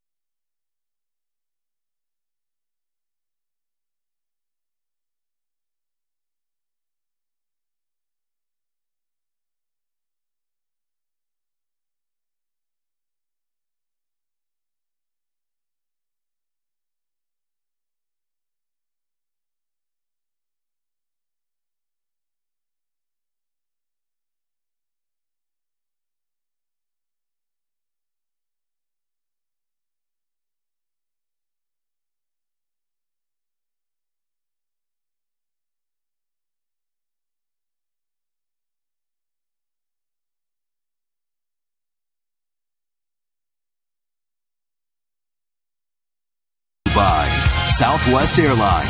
Southwest Airlines has low fares with no hidden fees. Book now at southwest.com, where what you see is what you pay. By Chevron with Techron. No other gasoline has more cleaning power. By Comcast HD, with more HD than any one period. And by Fry's. Your best buys are always at Fry's Guaranteed. Here on a cold night at AT&T Park, the Dodgers have come back here in the 7th inning on the Casey Blake home run after Mark Loretta had drawn a walk. So Andres Torres is now in center field.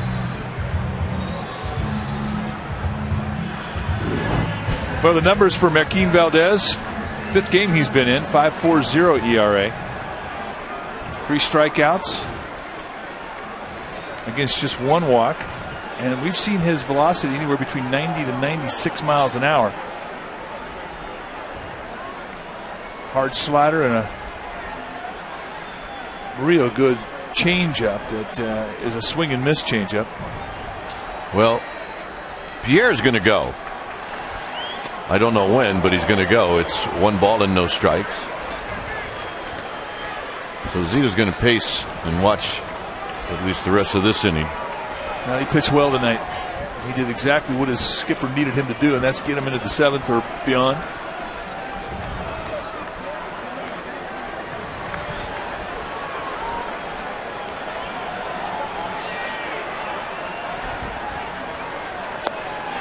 Two balls and no strikes.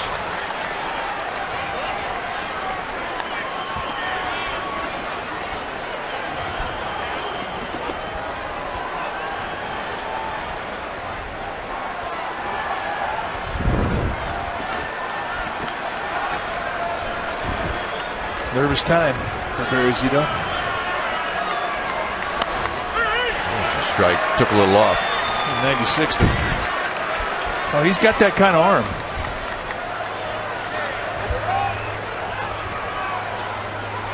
But it's been a while since he's been out there, and he can have a little rust. And you saw what it looked like the first 2 fastballs. He was down below the strike zone. 2-2. He just poured it right into the glove there in the outside corner. Stadium gun had that at 97. You can hear the pop of the glove up here in the booth. Well, I'm shocked that Pierre hadn't taken off. I am too.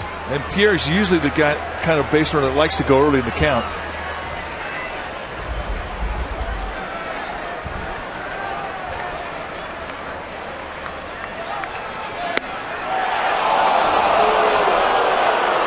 Away from the target, and maybe that's why. Now, that's the only reason. And a lot of umpires like that. If you hit it between the knees, you're going to get the pitch. This may have gone up across the inside corner, but because the target was set up across the plate, he did not get the pitch.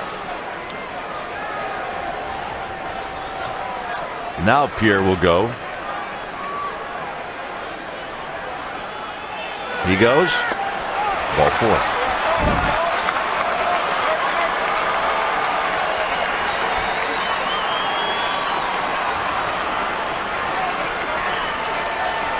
He's going to have to vary his looks to second base with Pierre because he will steal third. And I think that may be the message that Pablo Sandoval has given Valdez. It's like, yo, don't forget, vary your looks to that runner at second.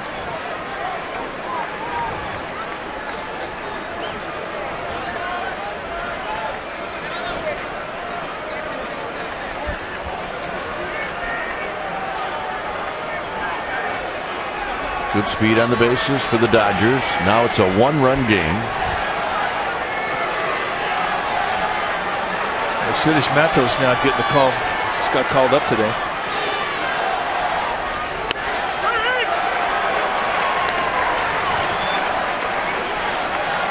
Giants sent Eugenio Velez back to the minor leagues. They needed another arm coming into the series. Bullpen a little chewed up coming out of Arizona.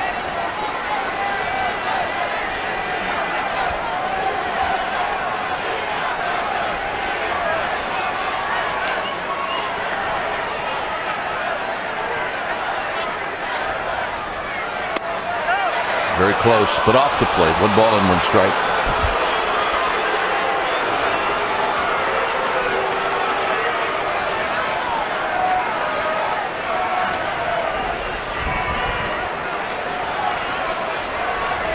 Pierre at second for Call at first.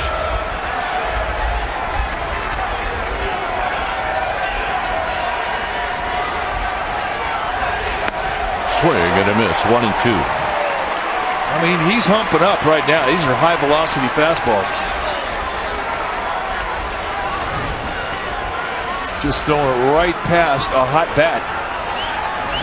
Orlando Hudson had been swinging it well.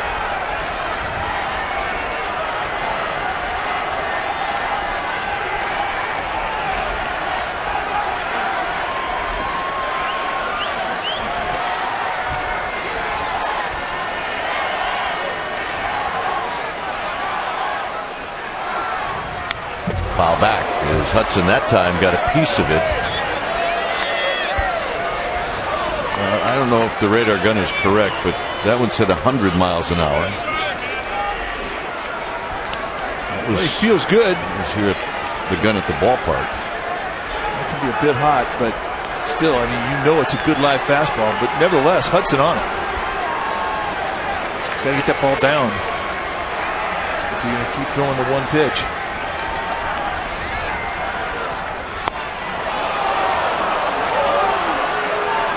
Breaking ball, just missed. Good idea, though. He had some count leverage ahead of 1-2. And that's who's on deck.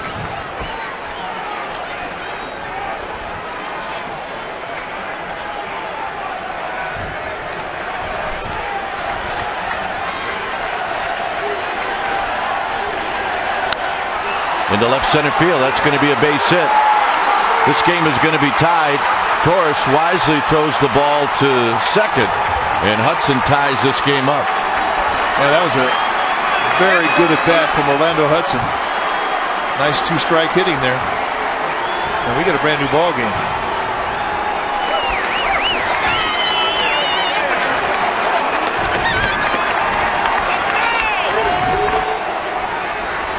With fastball away, that kind of cuts back in, middle in.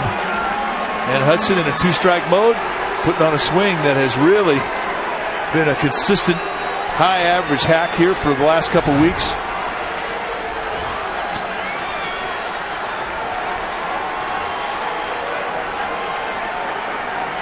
And Manny Ramirez is going to bat with the lead run at third and only one out.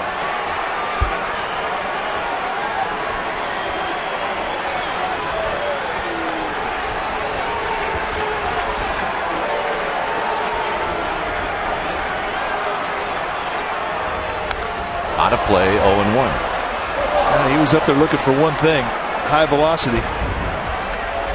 Ooh.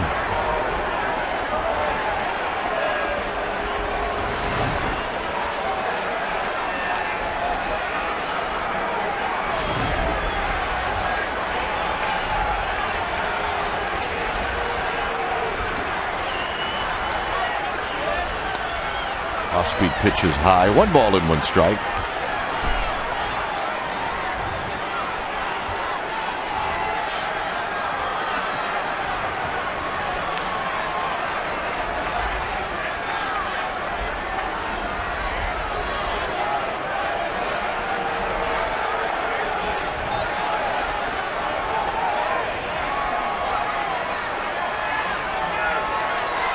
Down low, 2-1. So seldom does he lead that strike zone.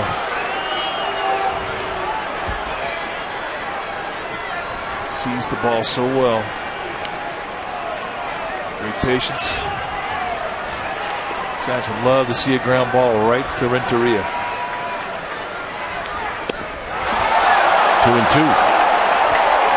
Well, that's an impressive breaking ball.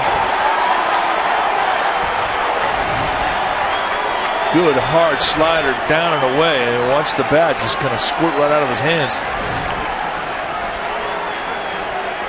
Not used to swinging and missing.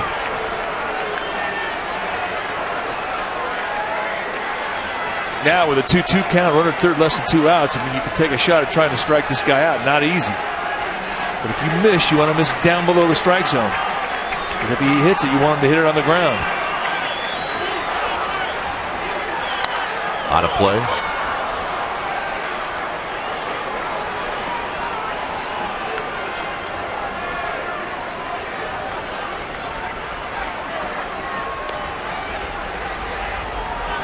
for call is at third. Hudson is at first. The Dodgers have tied it up with 3 here in the 7th. Casey Blake hit a long home run to make it 3-2. Hudson knocks in the tying run, moving for call to third. On the ground, into the hole, a base hit. It's 4-3 as Manny Ramirez finds that hole between Uribe and Renteria. Now break a ball. He left it a little bit up. And that's some of that rust we're talking about. Not quite as fine with that slider. Let's take a look at the pitches in this weekend sequence with Valdez and Manny Ramirez. A high foul challenge fastball. He fouled back, then he missed high with a breaking ball. And he misses just a bit outside. 2-1 count. He comes back with a really good swing through slider.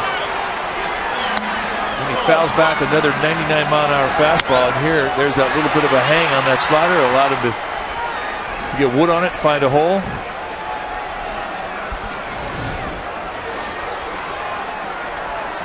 Here's Kemp. Hudson at second. Ramirez at first.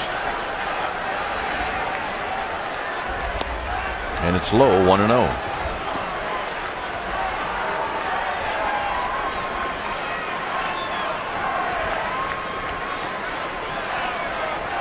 Valdez has faced 3 hitters, a walk, and 2 singles.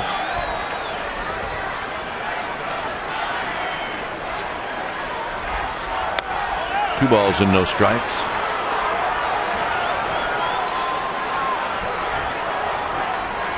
With the extra inning game yesterday and the early departure of Randy Johnson on Saturday, it really has put Bruce Bochy in dire straits when it comes to the bullpen. 3-0. Well, you're kind of at the mercy. I mean, early in the year when you have a starter leave a game early and the bullpen has to eat 5 2/3 innings, that's a lot of work. And like you said, yesterday's extra inning ball games, it went 12. It's a lot of innings that the bullpen has to eat up.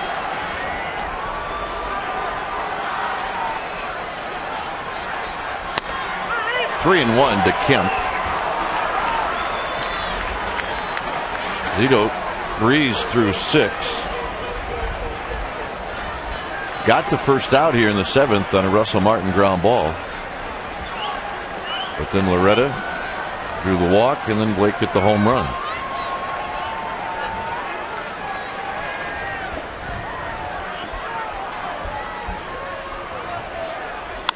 On the ground up the middle, Renteria to Burris. Burris to Aurelia, and a double play. And that ends the inning. 4-3 Dodgers.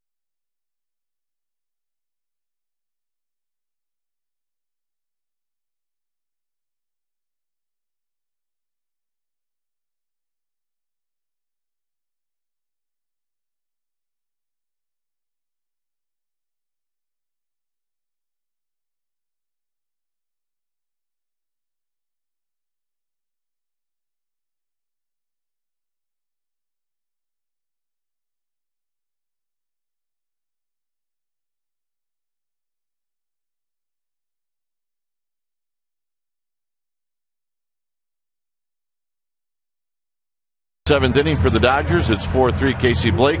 The long home run.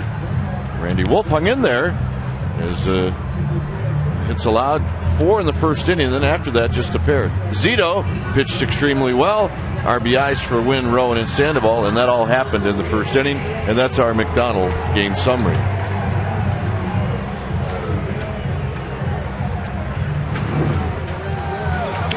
Sportsnet Central tonight, 10:30. You can see it always on Comcast. Sportsnet, Authentic Bay Area Sports. Oh, yeah.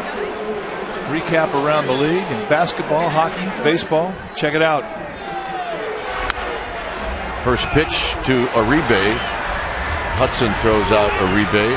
First pitch thrown by Ronald Belisario.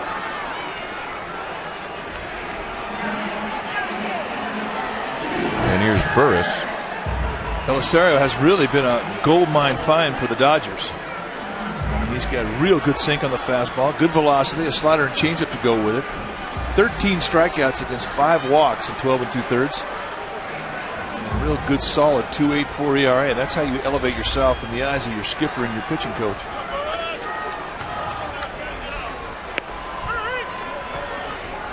Emmanuel Burris is 0 for 2.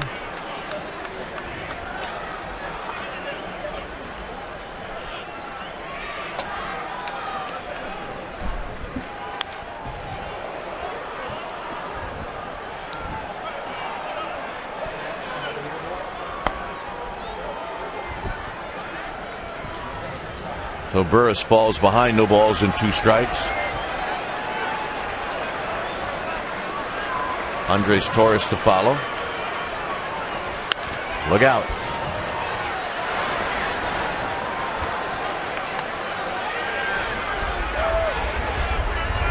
Mark Grusbeck, the assistant trainer.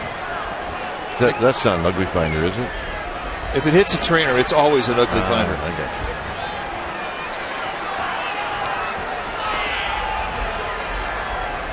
Saw Aim of the Gamer there right behind Mark. That is not an ugly find. No. High to Burris, 1 and 2.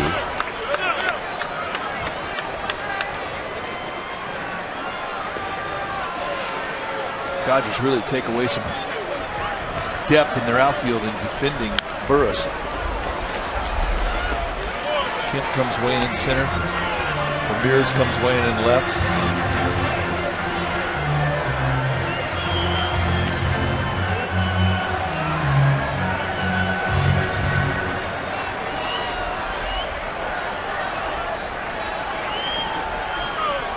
Burris asks for time, trying to get a base runner for Torres.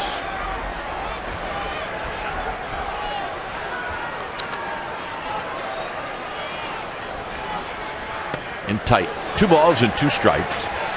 Say one thing about tonight. I mean, it was really windy in batting practice. And normally you see the wind die down a bit. It has not happened tonight. It is still howling. It was 52 degrees at first pitch and quite windy. And the wind is still quite windy.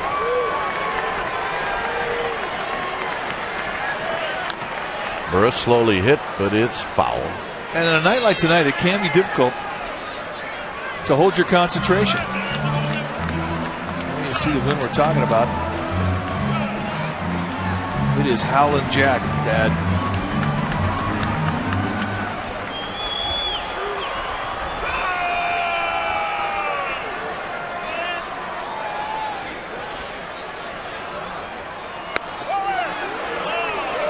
Belisario was walking off. He thought he had strike 3, and that,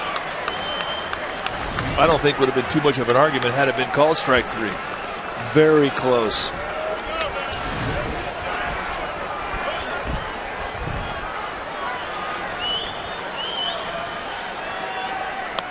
Got him.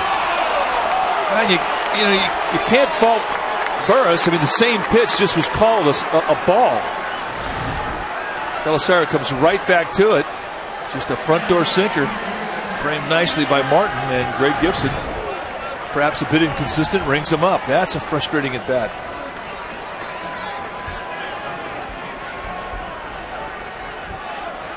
All you want as a pitcher or a hitter is consistency.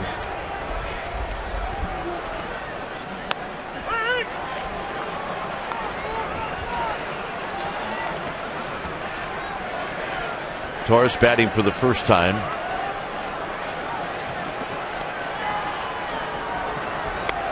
And a quick 2 strikes.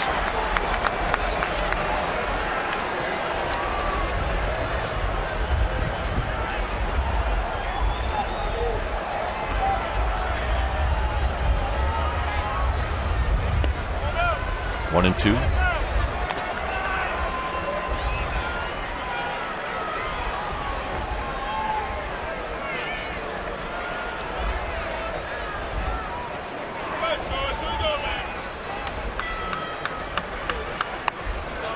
Just a little bit high.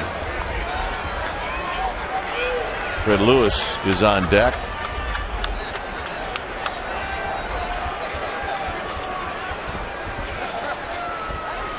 Base runners.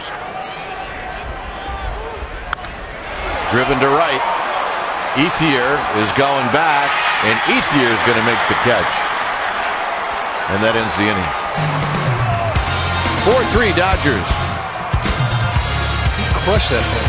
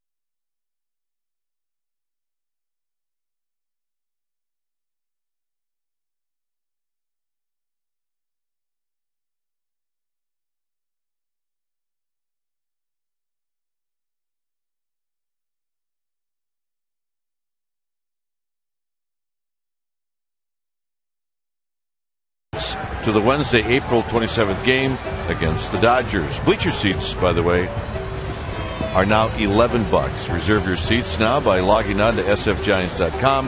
And to receive the K-Zone discount, use the coupon code GIANTSK when purchasing tickets online. Code GIANTSK to receive your discount. Here's Ethier.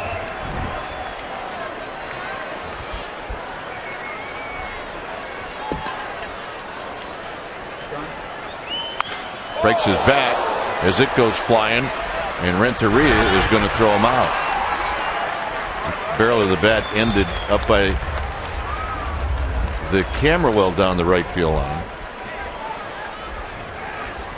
Andres Torres did something after he hit first base on the ball he hit in the 7th inning, and now because of that, Randy Wynn is now in center field. Torres is out. Sherholtz is in right. We don't know if it's his ankle or his knee, but definitely some concern in the Giants dugout. It did look like it may have been his knee. I'm not sure.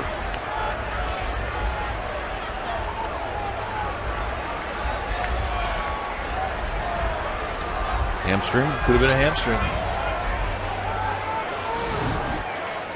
I mean, right there as he was rounding first base, he was looking at the ball, and Orlando Hudson was right in his way. Puts the brakes on right there, and I don't know if that's when the thing started to bite, but had to leave the game, so it is of concern.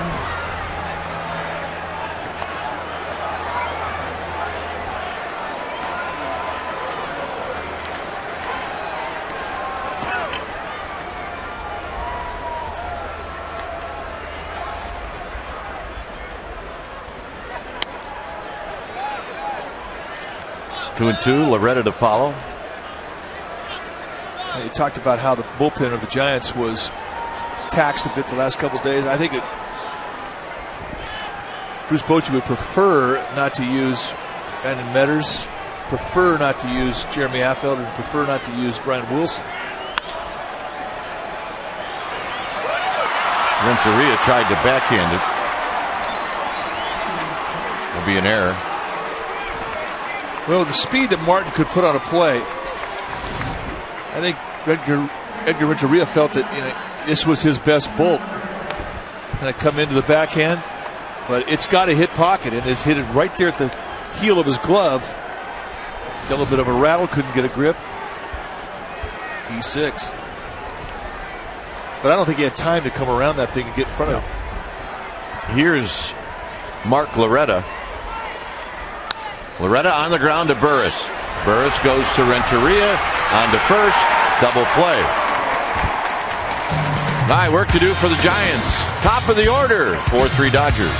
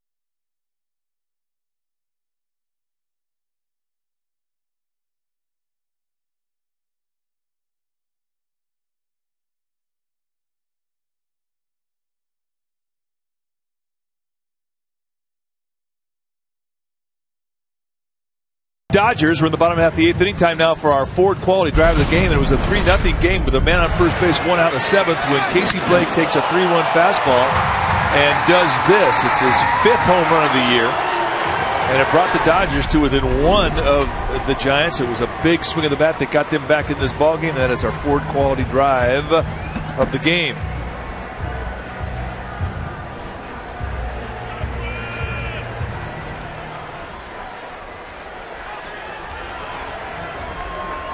James Loney is now at first base as Lewis stands in.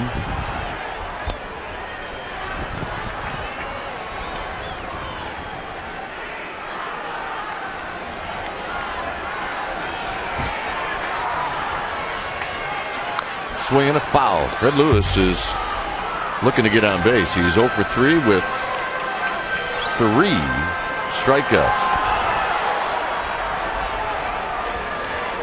Barry Bonds, Larry Baer, Bill Newcomb, Sue Burns. Up the middle, and there's your base hit. Well, they had to have it. I mean, this is the inning where a leadoff hitter is critical. Did it bad.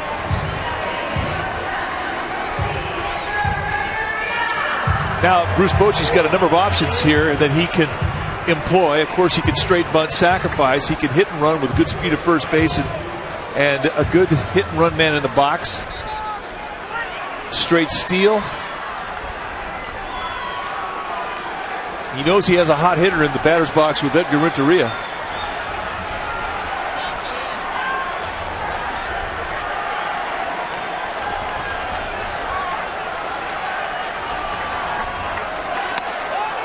Renteria shortened up to bunt.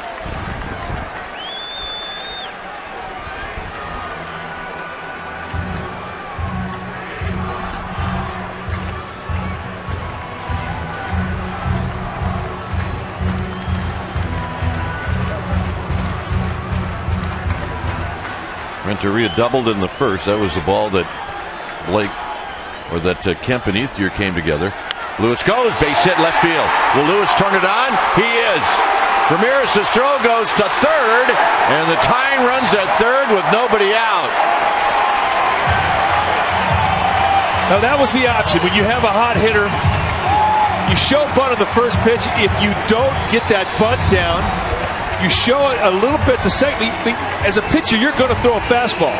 I think it's a way to get yourself a fastball. For a hot hitter at a 1-0 count, you get a pitch you're looking for, you have a chance to do this. Find a hole, and then leave it up to Fred Lewis to throw the fifth gear in and burn from first to third.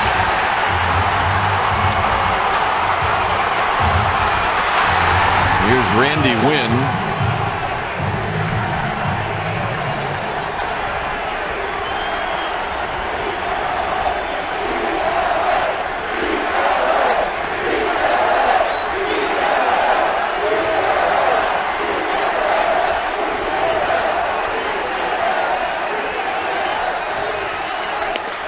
One ball and no strikes. Lewis at third, Renteria at first.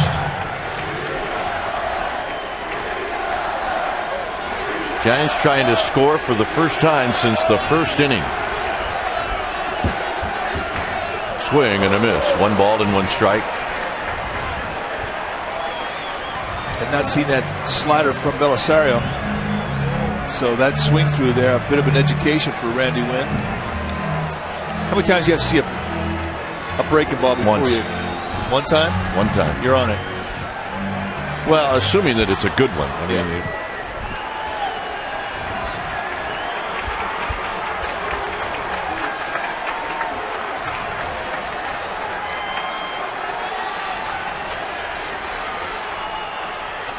two balls and a strike. See if he comes back with it here. The bad news on that pitch is if you give the hitter a chance to swing at it, it's a good pitch to hit in that hole between first and second. You're right. That breaking ball is going to work its way towards the left-hand hit. Randy Wynn. And there it was. 2-2. Well, Belisario's got to think that that's the golden pitch right now. Yeah, if he throws something else here, I'd be shocked. He likes his side of the plate to lefties. There's the slider down and in. He also likes that front door sinker. He used to strike out Emmanuel Burris. But he likes that side of the plate, the two-strike payoff pitch. Martin wants another slider. And Wynn just got a piece of it. And he's throwing that pitch pretty hard. It's at 90. Yeah, it's 90-mile-an-hour breaking balls are just not, they shouldn't be legal.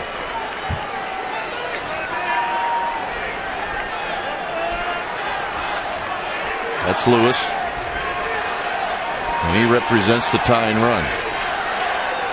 And that's Randy Wynn at the plate, waiting on Belisario. And oh, man, that was the swing of the year. That's the greatest emergency swing in the history of baseball, folks. It was a 95-mile-an-hour fastball, and Wynn thinking he's going to throw him a slider. I think he took this right out of the glove. All right, Barry, make a play. Paul will find you, my friend. 2-2. Got him. Big strikeout for Belisario.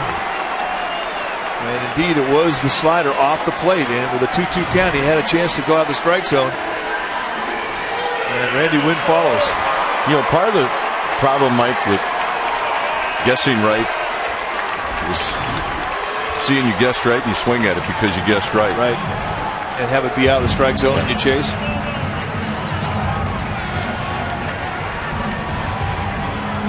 Here's Rich Aurelia.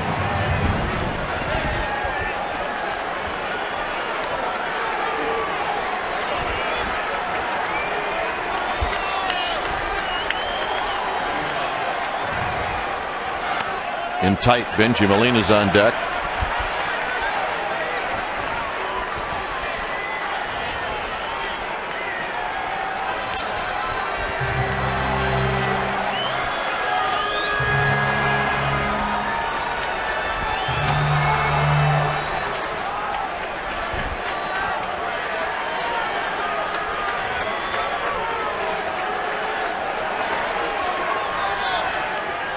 Two and 0. Brian Wilson has joined Matos.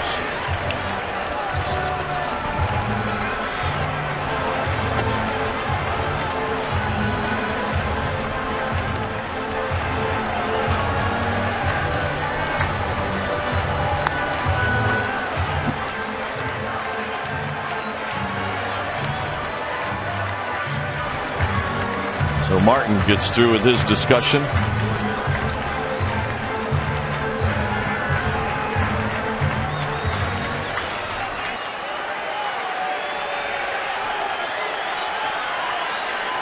Two balls and no strikes. He's got the count in his favor. And that's fouled just in front of us.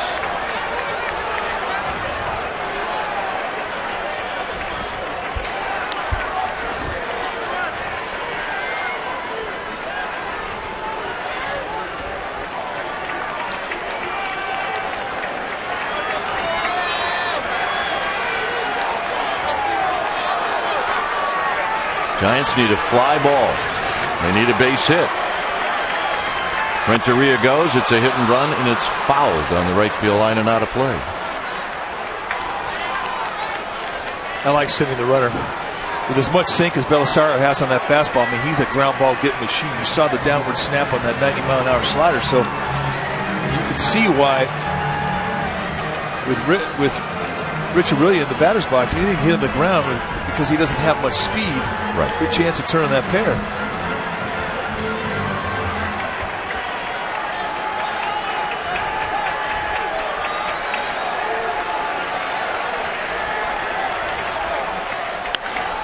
Pulled foul. That's pretty quick hands for Rich Aurelia at 96 in. And he's going to give you a good at bat. Talked about what Barry Bonds used to always say about him. Professional hitter. And the bigger the at bat, the better the effort, it seems, with Rich Aurelia.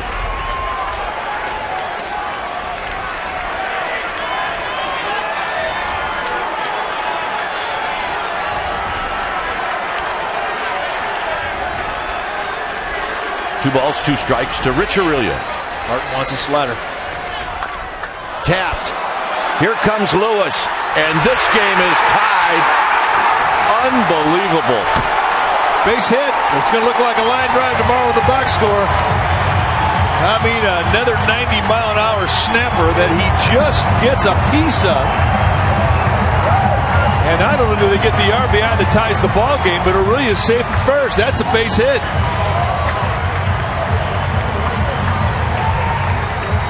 Belisario, I'm not really sure what he was thinking about. Well, he's trying to get the out at home, and he does a flip, and I think Russell Martin was as surprised as anybody. Well, so is Rich Aurelia. He almost got it in the lips. And the reaction? Oh, yeah. Sue Burns out of her seat. I'm telling you, that guy's good luck.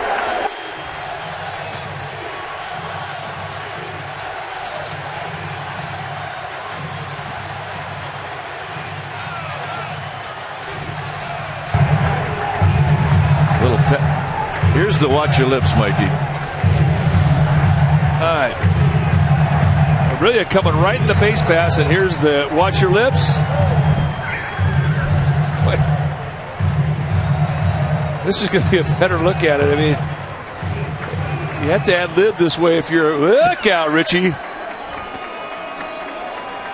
It will not be a base hit. It will be a fielder's choice, but an RBI. Great at bat. Here's Benji Molina.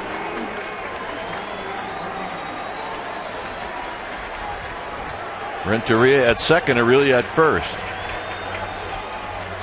To the backstop. Both runners move up. And boy, is that big. Because with Benji Molina, you're always concerned about the double play because he's a low ball hitter. You got a low ball pitcher out there, and you have none speed in the batter's box. And this just, at that velocity, gave Russell Martin no chance. Now the infield has to come in.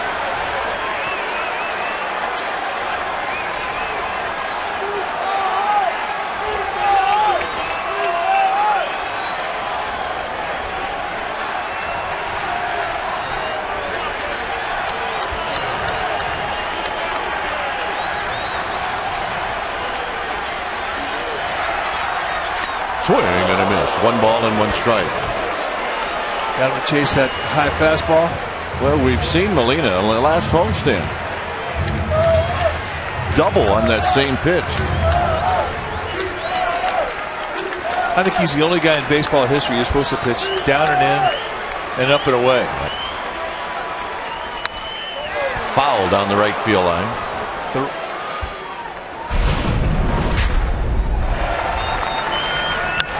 He beats the Padres with a down and away base hit that sends everybody home. Saw him also in that series where he hit a ball almost off the letters in his chest, up and in out of the ballpark. Look out. That was the target was low and away. It's 2-2. And you talk about a heat seeker. This thing at 95 going right up around your whiskers. Look out, Benji.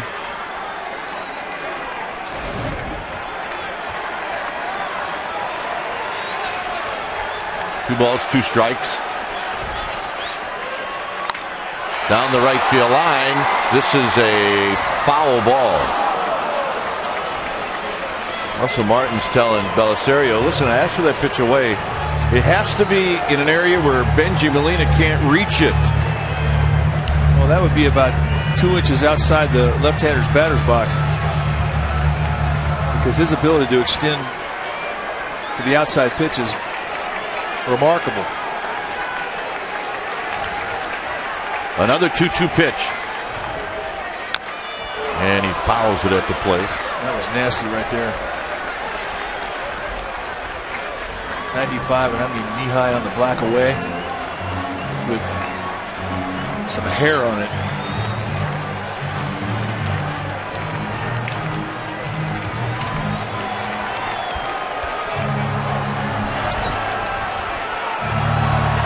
Infield still in 2-2 to Molina.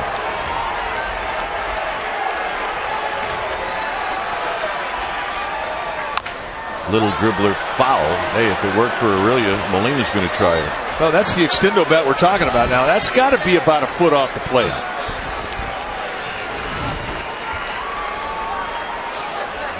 And I think he caught just a couple of little red seams on the baseball and not much more.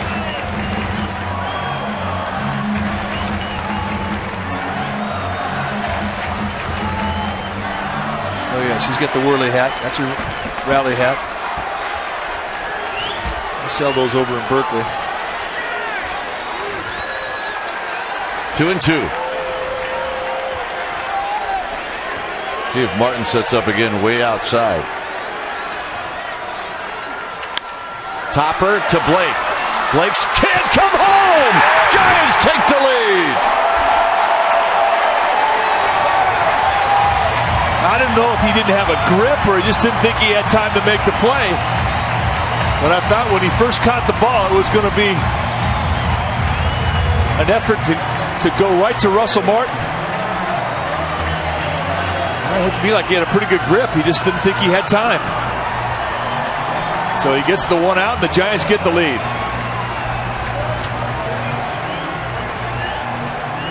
Great at bat from Benji Molina. He's digging it. There's Sandoval. They'll walk Sandoval. And Belisario almost threw that one to the backstop.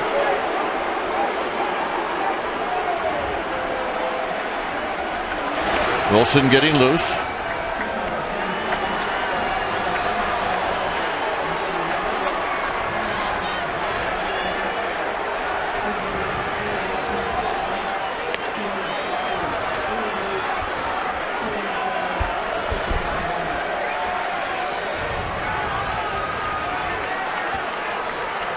The Dodger bullpen a lot like the Giant bullpen. They just had a rough 3 days in Colorado where they had to use their bullpen a lot.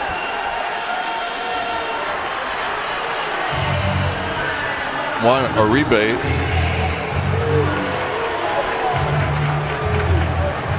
step up.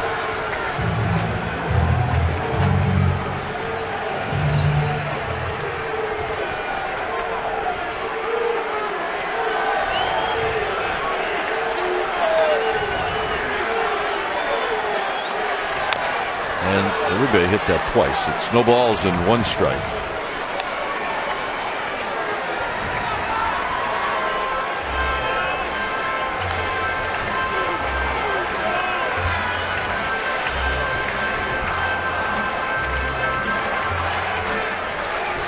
Four Giants, 2 runs here in the bottom of the 8th.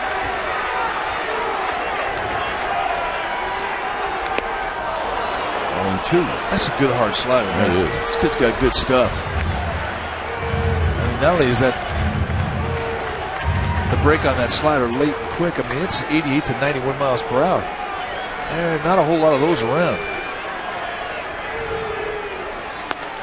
Way outside, and Sandoval is going to go, and the bluff was to second, trying to catch Aurelia sleeping. I didn't know this play was in the playbook. Yeah, it's called the delayed steal, and then the delayed try to throw him out. Well, they got to let everybody know that play's on there, because a few guys didn't get the memo.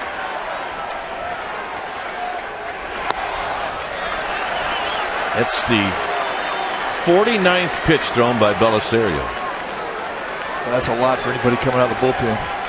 Even a young horse like this, he's not an easy guy to catch. Russell Martin has not had an easy time with it. And Uribe stays alive.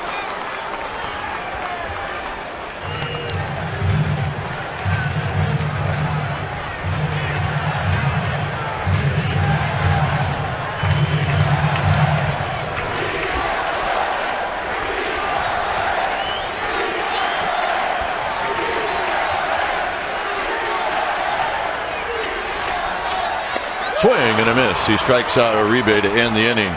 Giants will go to the 9th with the lead. 5-4 San Francisco.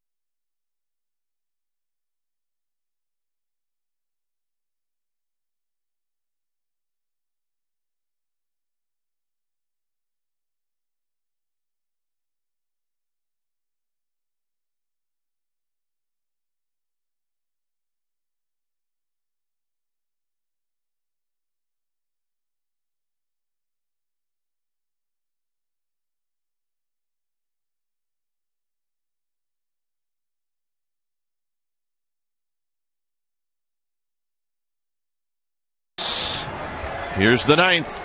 Casey Blake to lead things off. And Wilson pours in a strike.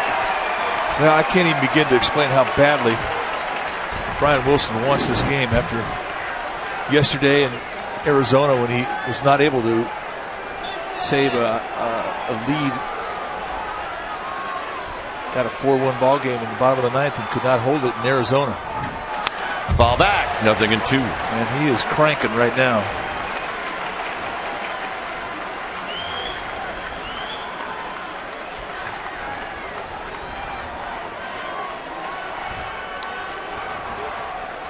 Benji Molina is now behind the dish.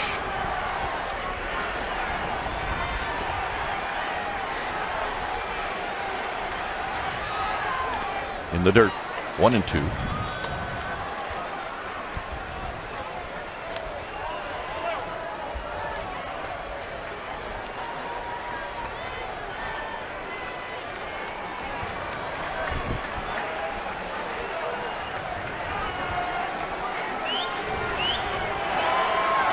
Two and two.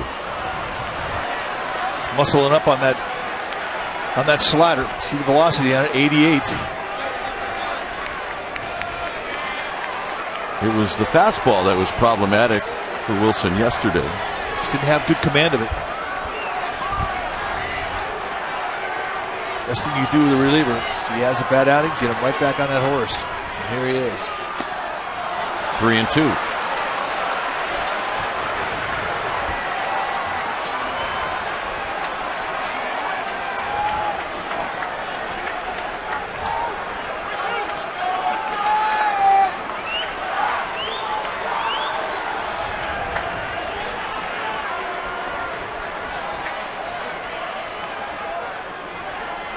Got him. All right, at the Acme Chop House, here's our old friend, Greg Papa.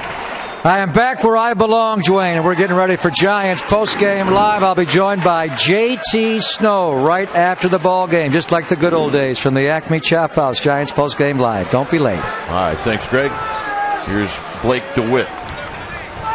Wilson got a little help there from Casey Blake swinging out of the strike zone. And that is an at-bat that will haunt Blake as he swung at ball 4. Backdoor 86-mile-an-hour slider. He took a little off that slider. When you just throw as hard as Wilson, you're not up there looking for a slider first pitch. That did not miss by much.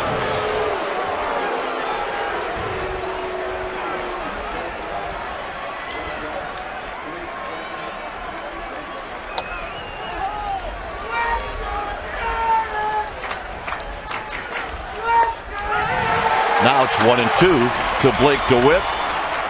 Much better command of that fastball. That was perfect.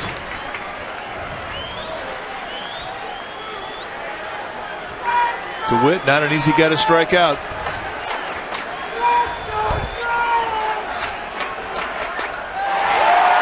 Two down in the ninth. Unless you throw a perfect 87-mile-an-hour slider on the black knee-high away. This is unhittable.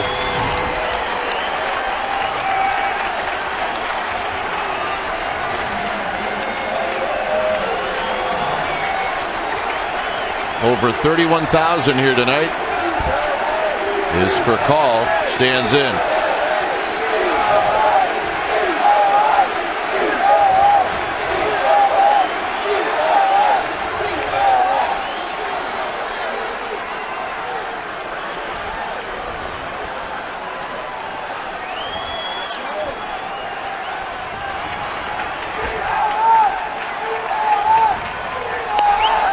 Two and 0 to for call.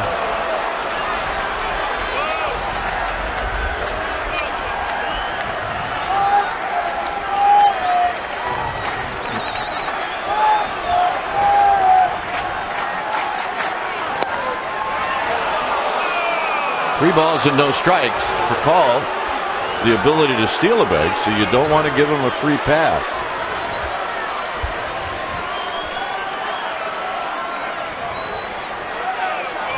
Take it all the way. He may take two.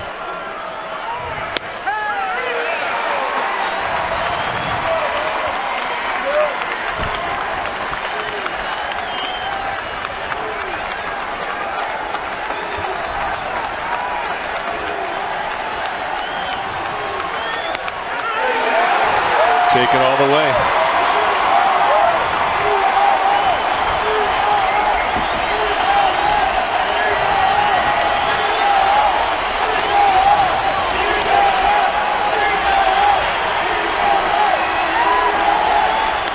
Got him. Wilson strikes out the side.